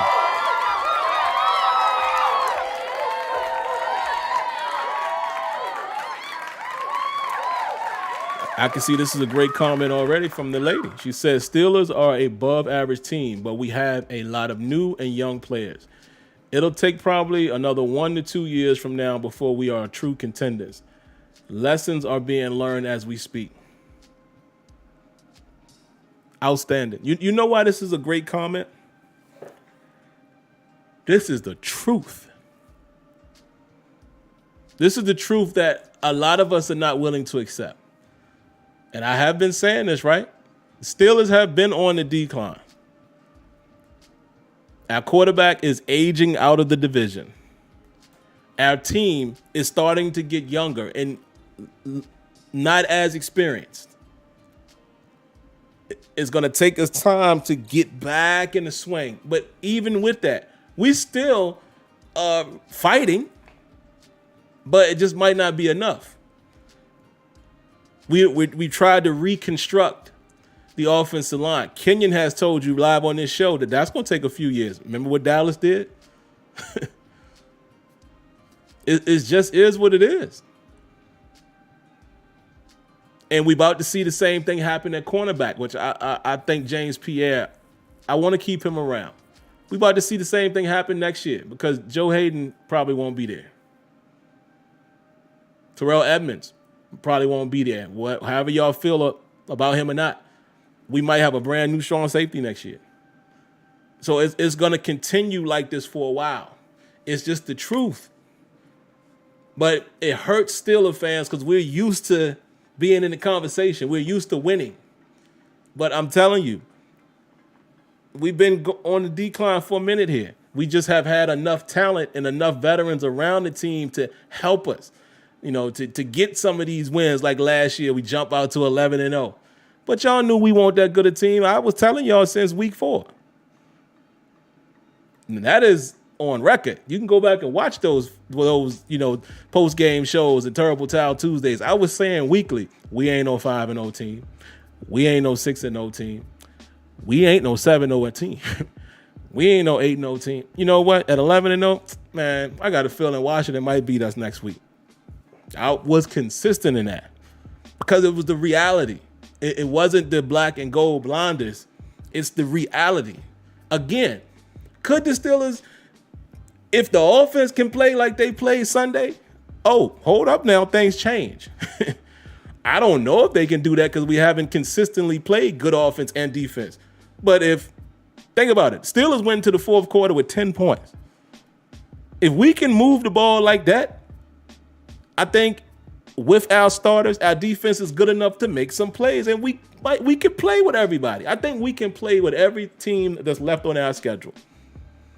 How we play them is another question. Now let me wrap this show up and get to Devin Bush.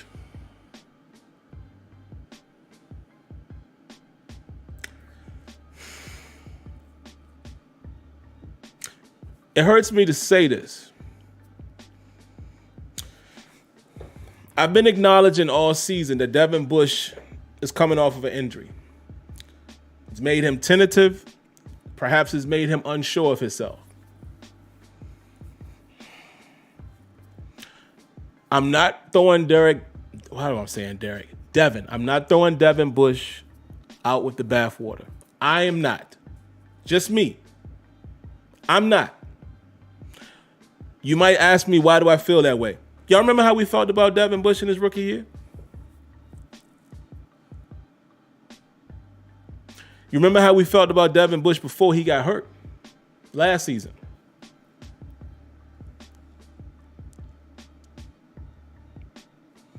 I don't think the skill disappears. I think he's still a skillful player, or he has the ability to, because how do you lose at least the trajectory that you were on from your rookie year, right?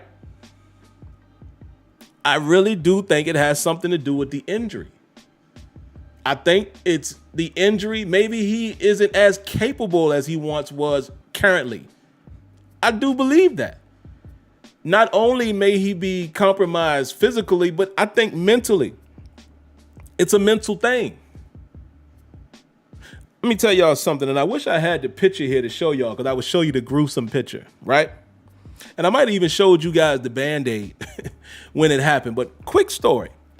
We bought my son a bike for his birthday back in September, and I might have showed it to y'all on air, right? I'm taking the bike out of the back of the truck, and somehow my finger gets caught between the chain and the wheel turned, and it just clamped down on my finger. The entire nail was split clean in half. The nail was sitting way up here. It literally felt like my fingertip got cut off, right? So for about 2 seconds, I didn't even look at the finger. I was like, man, I just cut off the tip of my finger. I looked down at it.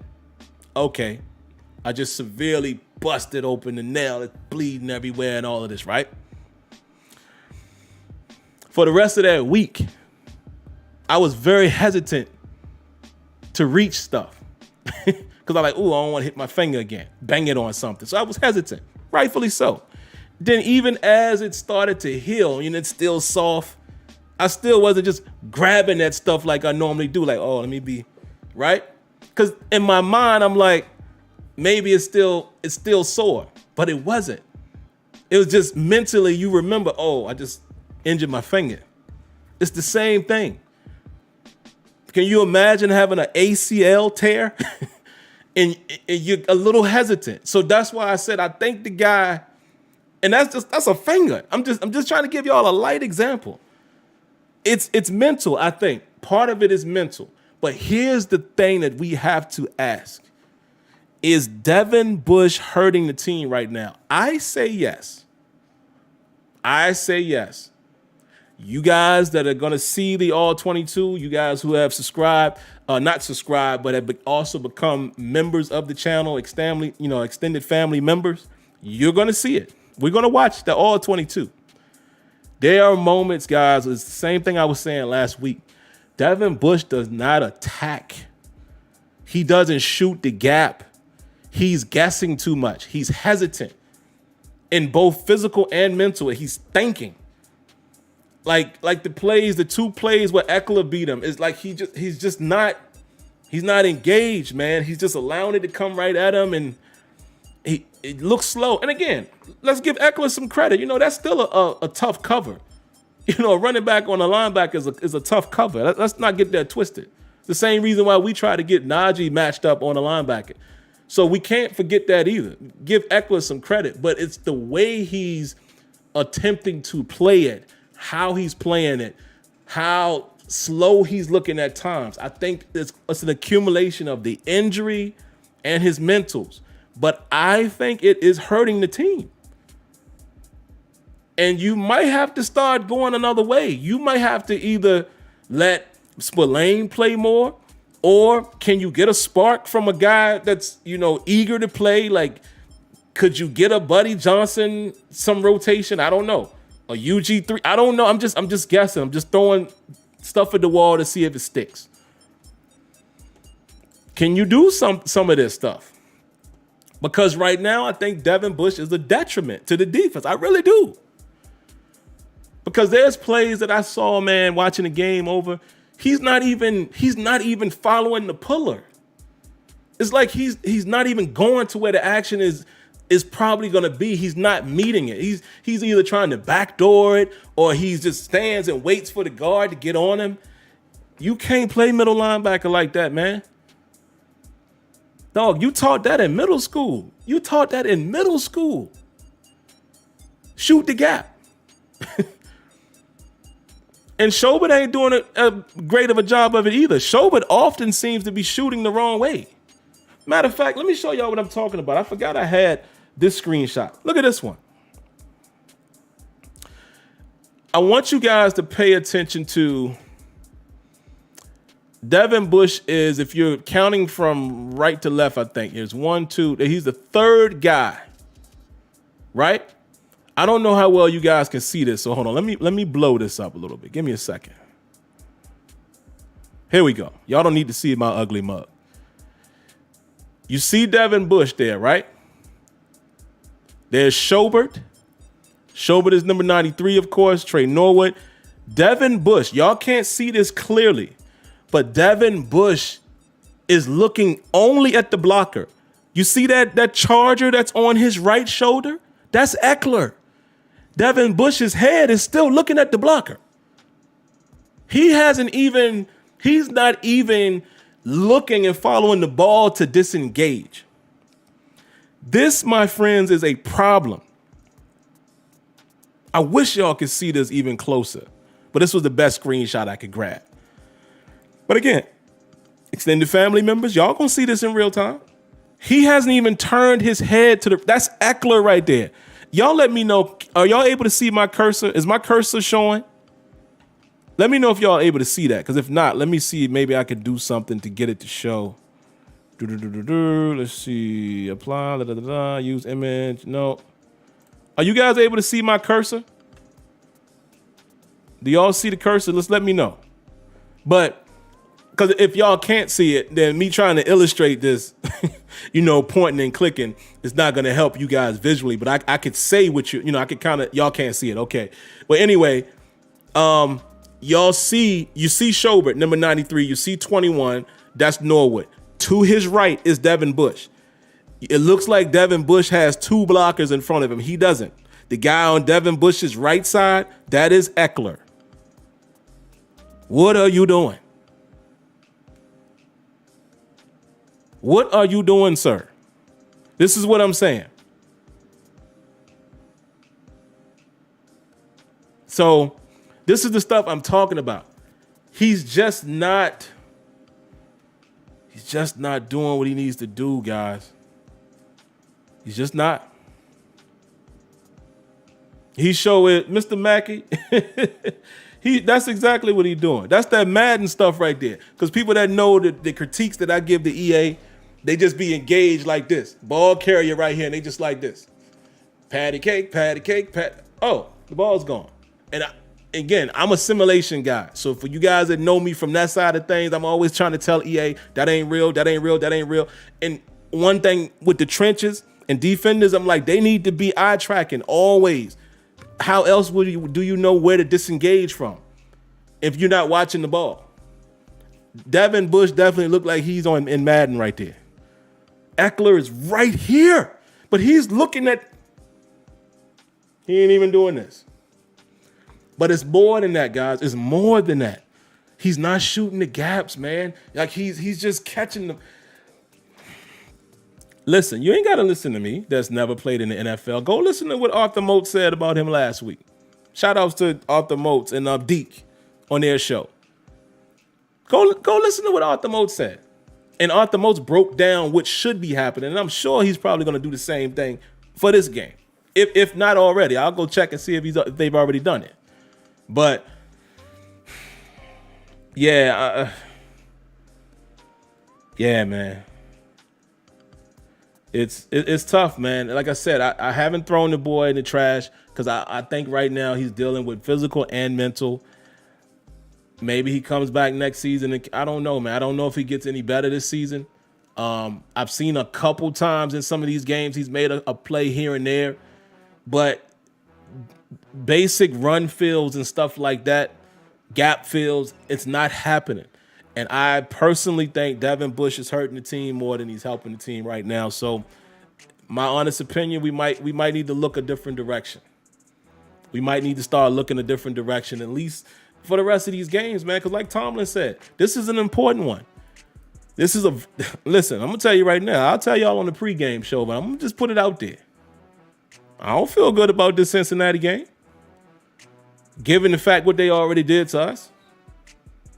Y'all can say what y'all want about, they lost some games. So, they lost to Cleveland and Cleveland weren't that good. So, yeah, but they beat us pretty good at Heinz Field. And now we going there. And not only is Jamar Chase doing his thing, not only is Higgins doing his thing,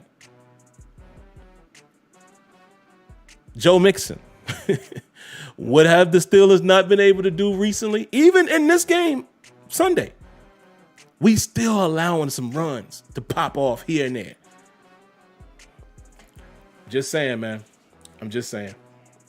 Now, we'll have some guys back. But again, this was happening against the starters too. So, I'm just saying. Oh, man. Egyptian Queen. Thank you, Miss Lady. Again, another donation, man. Round of applause to the Queen.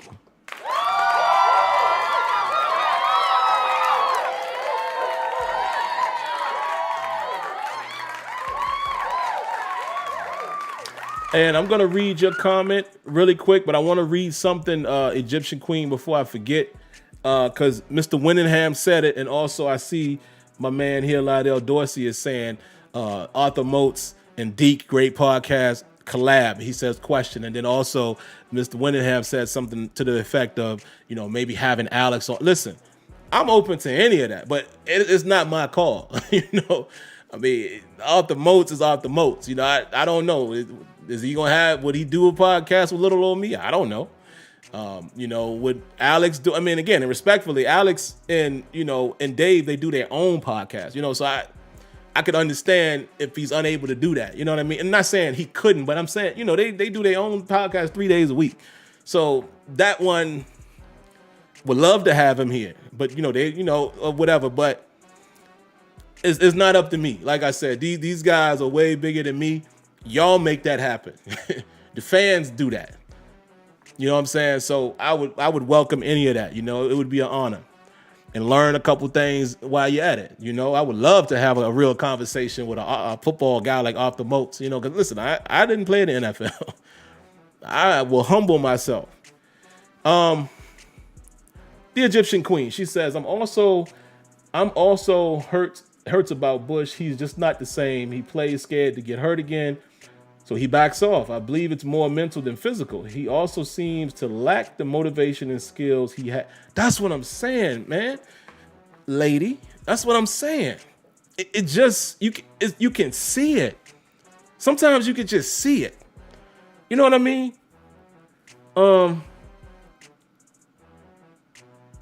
You can see it, man. That's all I'm going to say. You can just see it. It's written all over his face. He ain't got to say a word. Y'all know I'm always bringing it back to music. You can see it, man. And again, that's why I'm saying he's a kid. I'm a fair fan. You know what I mean? Like I'm a human first. That's why I never really try to dog people. Remember, like a couple years ago, I said, I refrained from ever calling a pro athlete trash again. That's just my personal thing. Because I'm like, listen, man, they professionals. What I will say is they may not be the best at what they do, but Bush is hurting us, man. I think he's hurting us because again, if you watch what Arthur Moats had to say about last week's game, and again, I don't know if their podcast was up already for this game. I'm going to check. But the way he was breaking down what his responsibility is as the linebacker from playing linebacker with the Steelers, and was making sense. Like, oh, okay. So what I am saying, I am right, but you're giving the technicals to it. Like, he just ain't got it, man. He just don't have it right now. All right, I'm gonna stay a few more minutes, guys. No more than 5 minutes. No more than 5 minutes. But I'll sit here and read a few comments, and then we'll get out of here. Jay Underrated says Kenny Pickett is solid. He absolutely is, man. I don't think right now Kenny Pickett makes it to the Steelers. It would be great for him to be a James Conner story, wouldn't it? He go to school in Pittsburgh and stay in Pittsburgh. That'd be great, but I don't know. The way that boy playing, man, I think it's possible that he gets off the board quick.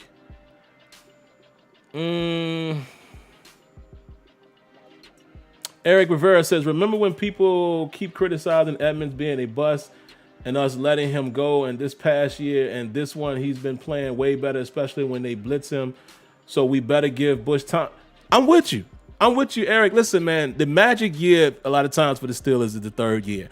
You cannot consider this technically Bush's third year playing on the field. It's not. And that's again, man, y'all might not get it or want to accept it, but come on, man. Even if we all just use human common sense, that injury is affecting him in some way, shape, or form. Now, we might never ever know what the real issue is, but it's partly that injury is having some effect on it. No question about it. Kenyon said, me and him, we like Jordan and Pippen, except we like each other, right? I ain't writing no books later after Kenyon does his last dance story. I ain't coming behind him and crazy, man. But hey, whatever, Scotty. And listen, I know Jordan was tough to deal with. Let's not act like he wasn't. But come on, man. Like, some stuff you just don't do. Excuse me. Me personally, I'm just not built like that. I have a falling out with a partner of mine, like my man. I ain't airing him out. It ain't nothing for me to air out publicly unless I need y'all to know that for some reason. And that's just me. Y'all might think that I'm just saying that, but nah, y'all listen, man, that's my real personality.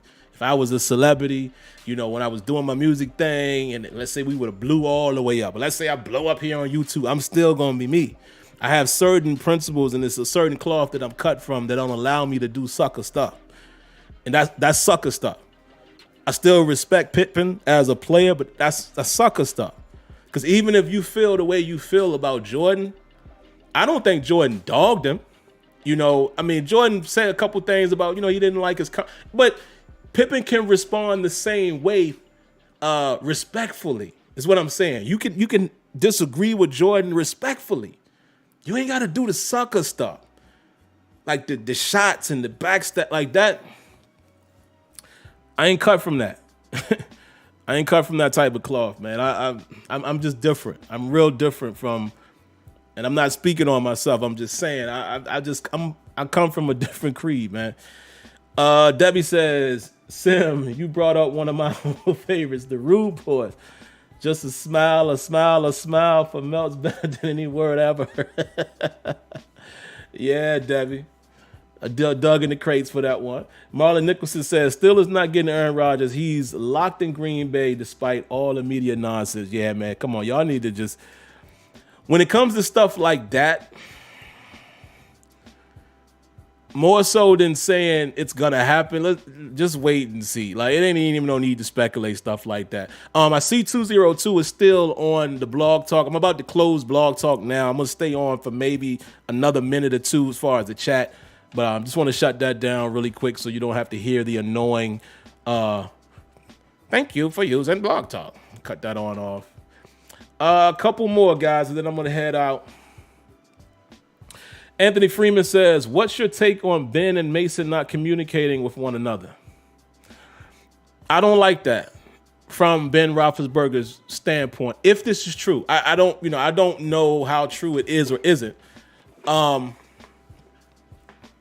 If it is true, I definitely don't like that from Ben Roethlisberger. Here's the reason why. This goes back to when he was drafted. Y'all remember? I think I was doing the show then. I don't even remember, but I think I was doing the show as far back as then. Hold on, man. Round of applause to C. Brown for the donation, and then I'll get back to the Ben Roethlisberger stuff.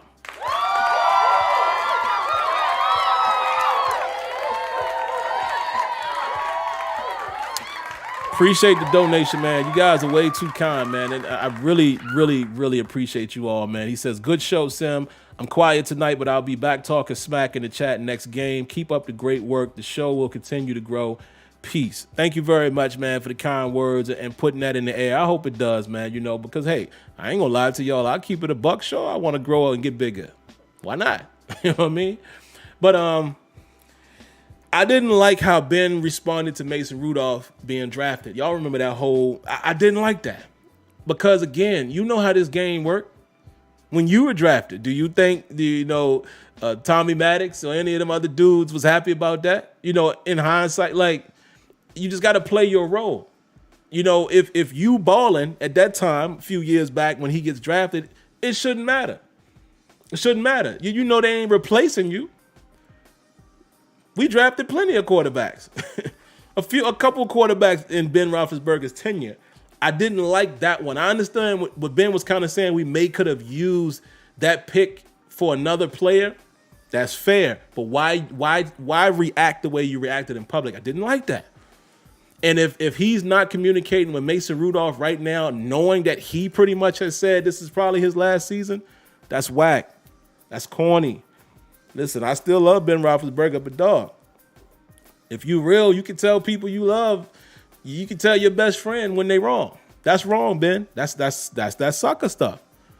There's no reason why you shouldn't be in community, grooming him. You about to be out of here. At best, you play one more season, if that even happens. But I'm just saying, you see, that's crazy. If that's true, I don't know if it is or isn't, but that's true. Yeah, and he definitely be rocking with Dobbs a lot more than he do Mason. Shout outs to C. Antoine Hill for the donation.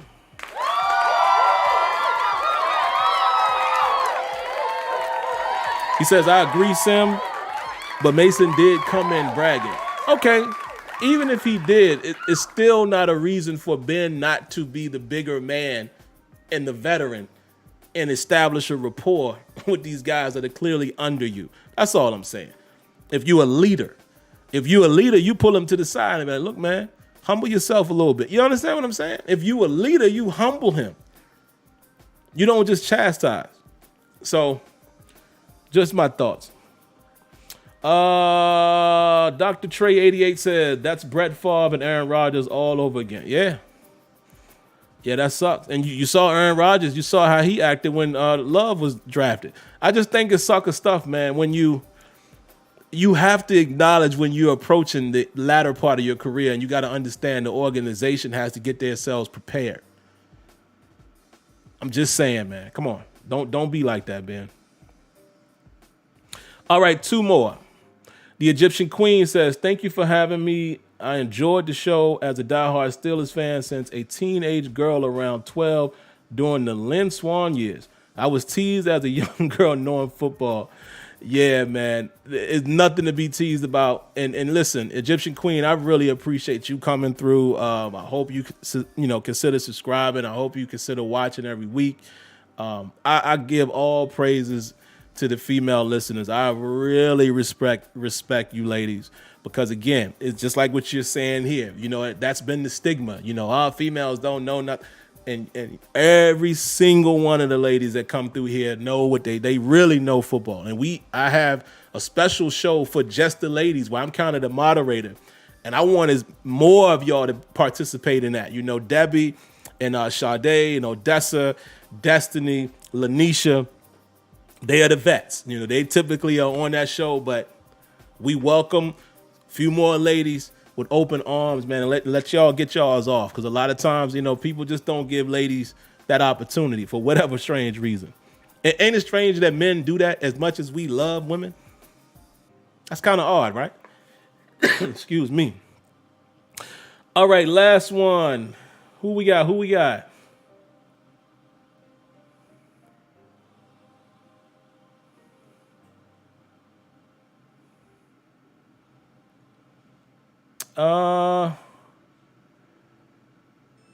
Jay Underrated says, Sim, do you like Malik Willis and feel we might go that direction? I do like Malik Willis. Malik Willis is raw, but I think he's a guy. I mean, he has that raw talent. I think it can be cultivated for sure.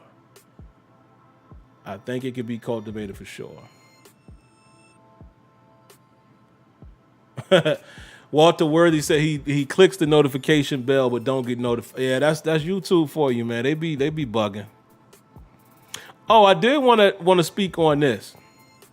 Oh, well, let me read Walter's last comment too. That'll be the last one. He says, I'm hard on Tomlin, but I seriously don't get folks not remembering Cowher losing the AFC champs we were favored in.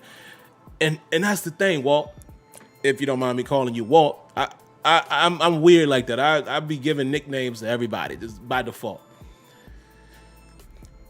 We are Steelers fans. I don't know why we fans go so hard on one coach and not the other. It's strange. It's okay to criticize Mike Tomlin, and I think we all here have done it, and we should. We're the fan base, but sometimes some people just hate him. And I'm like, okay, if we compare apples to apples, there's really one argument that some people try to make. It's really one. Oh, well, Cowher, he didn't have Ben for as long. Okay. But if that's the only thing that you can say, then I think we're reaching for straws, man. And that's what regardless of who's in that seat, whether it was Tomlin or like he would say, the nameless gray face coach. If the only thing you can come up with is, well, Tomlin only had, Cowher only had Ben for 3 years, 4 years, however long it was. Oh, okay, I guess you could say that. But again, football was different back then. Y'all act like Ben was like throwing for 400 or 500 yards every game. It wasn't that he wasn't always winning games with his arm. Even in the Tomlin era, it was. Have y'all ever heard of Dick LeBeau? Steelers defense number 1 and 2, or 2 for consecutive years, back to back. They either number 1 or they number 2. We running the rock. It wasn't the same type of game. So, okay, if you want to say that, cool, but you're acting as if Tomlin utilized the 600 yard per game Ben Roethlisberger. That didn't happen. And then, people can say, well, what happened after we won the Super Bowl with Cowher? We go 8-8. What are people going to say then? Oh, well, free agent. It's always point-driven narrative that people try to pull from. But like I said, the only real one that sticks is when people say, well, Cowher didn't have a Hall of Fame quarterback. All right, well, if you want to say that, cool. But again, I challenge you and I say this about Ben Roethlisberger.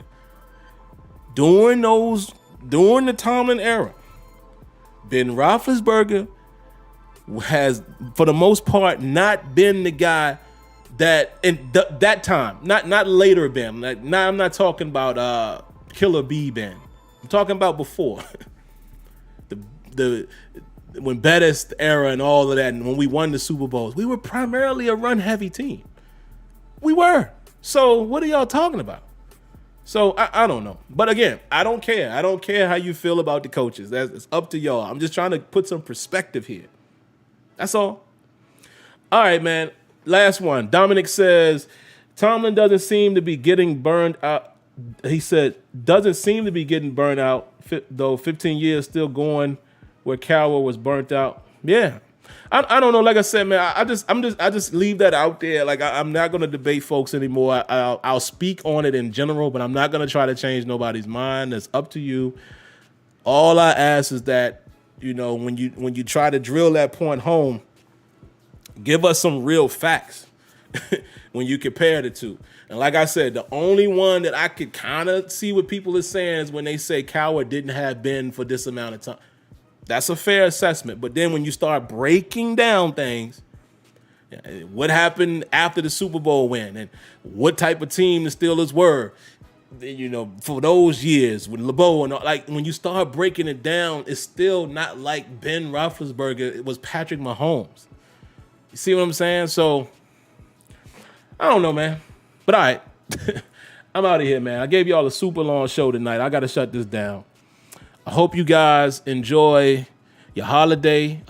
If you want to call it that, that's a different conversation. I won't go there. But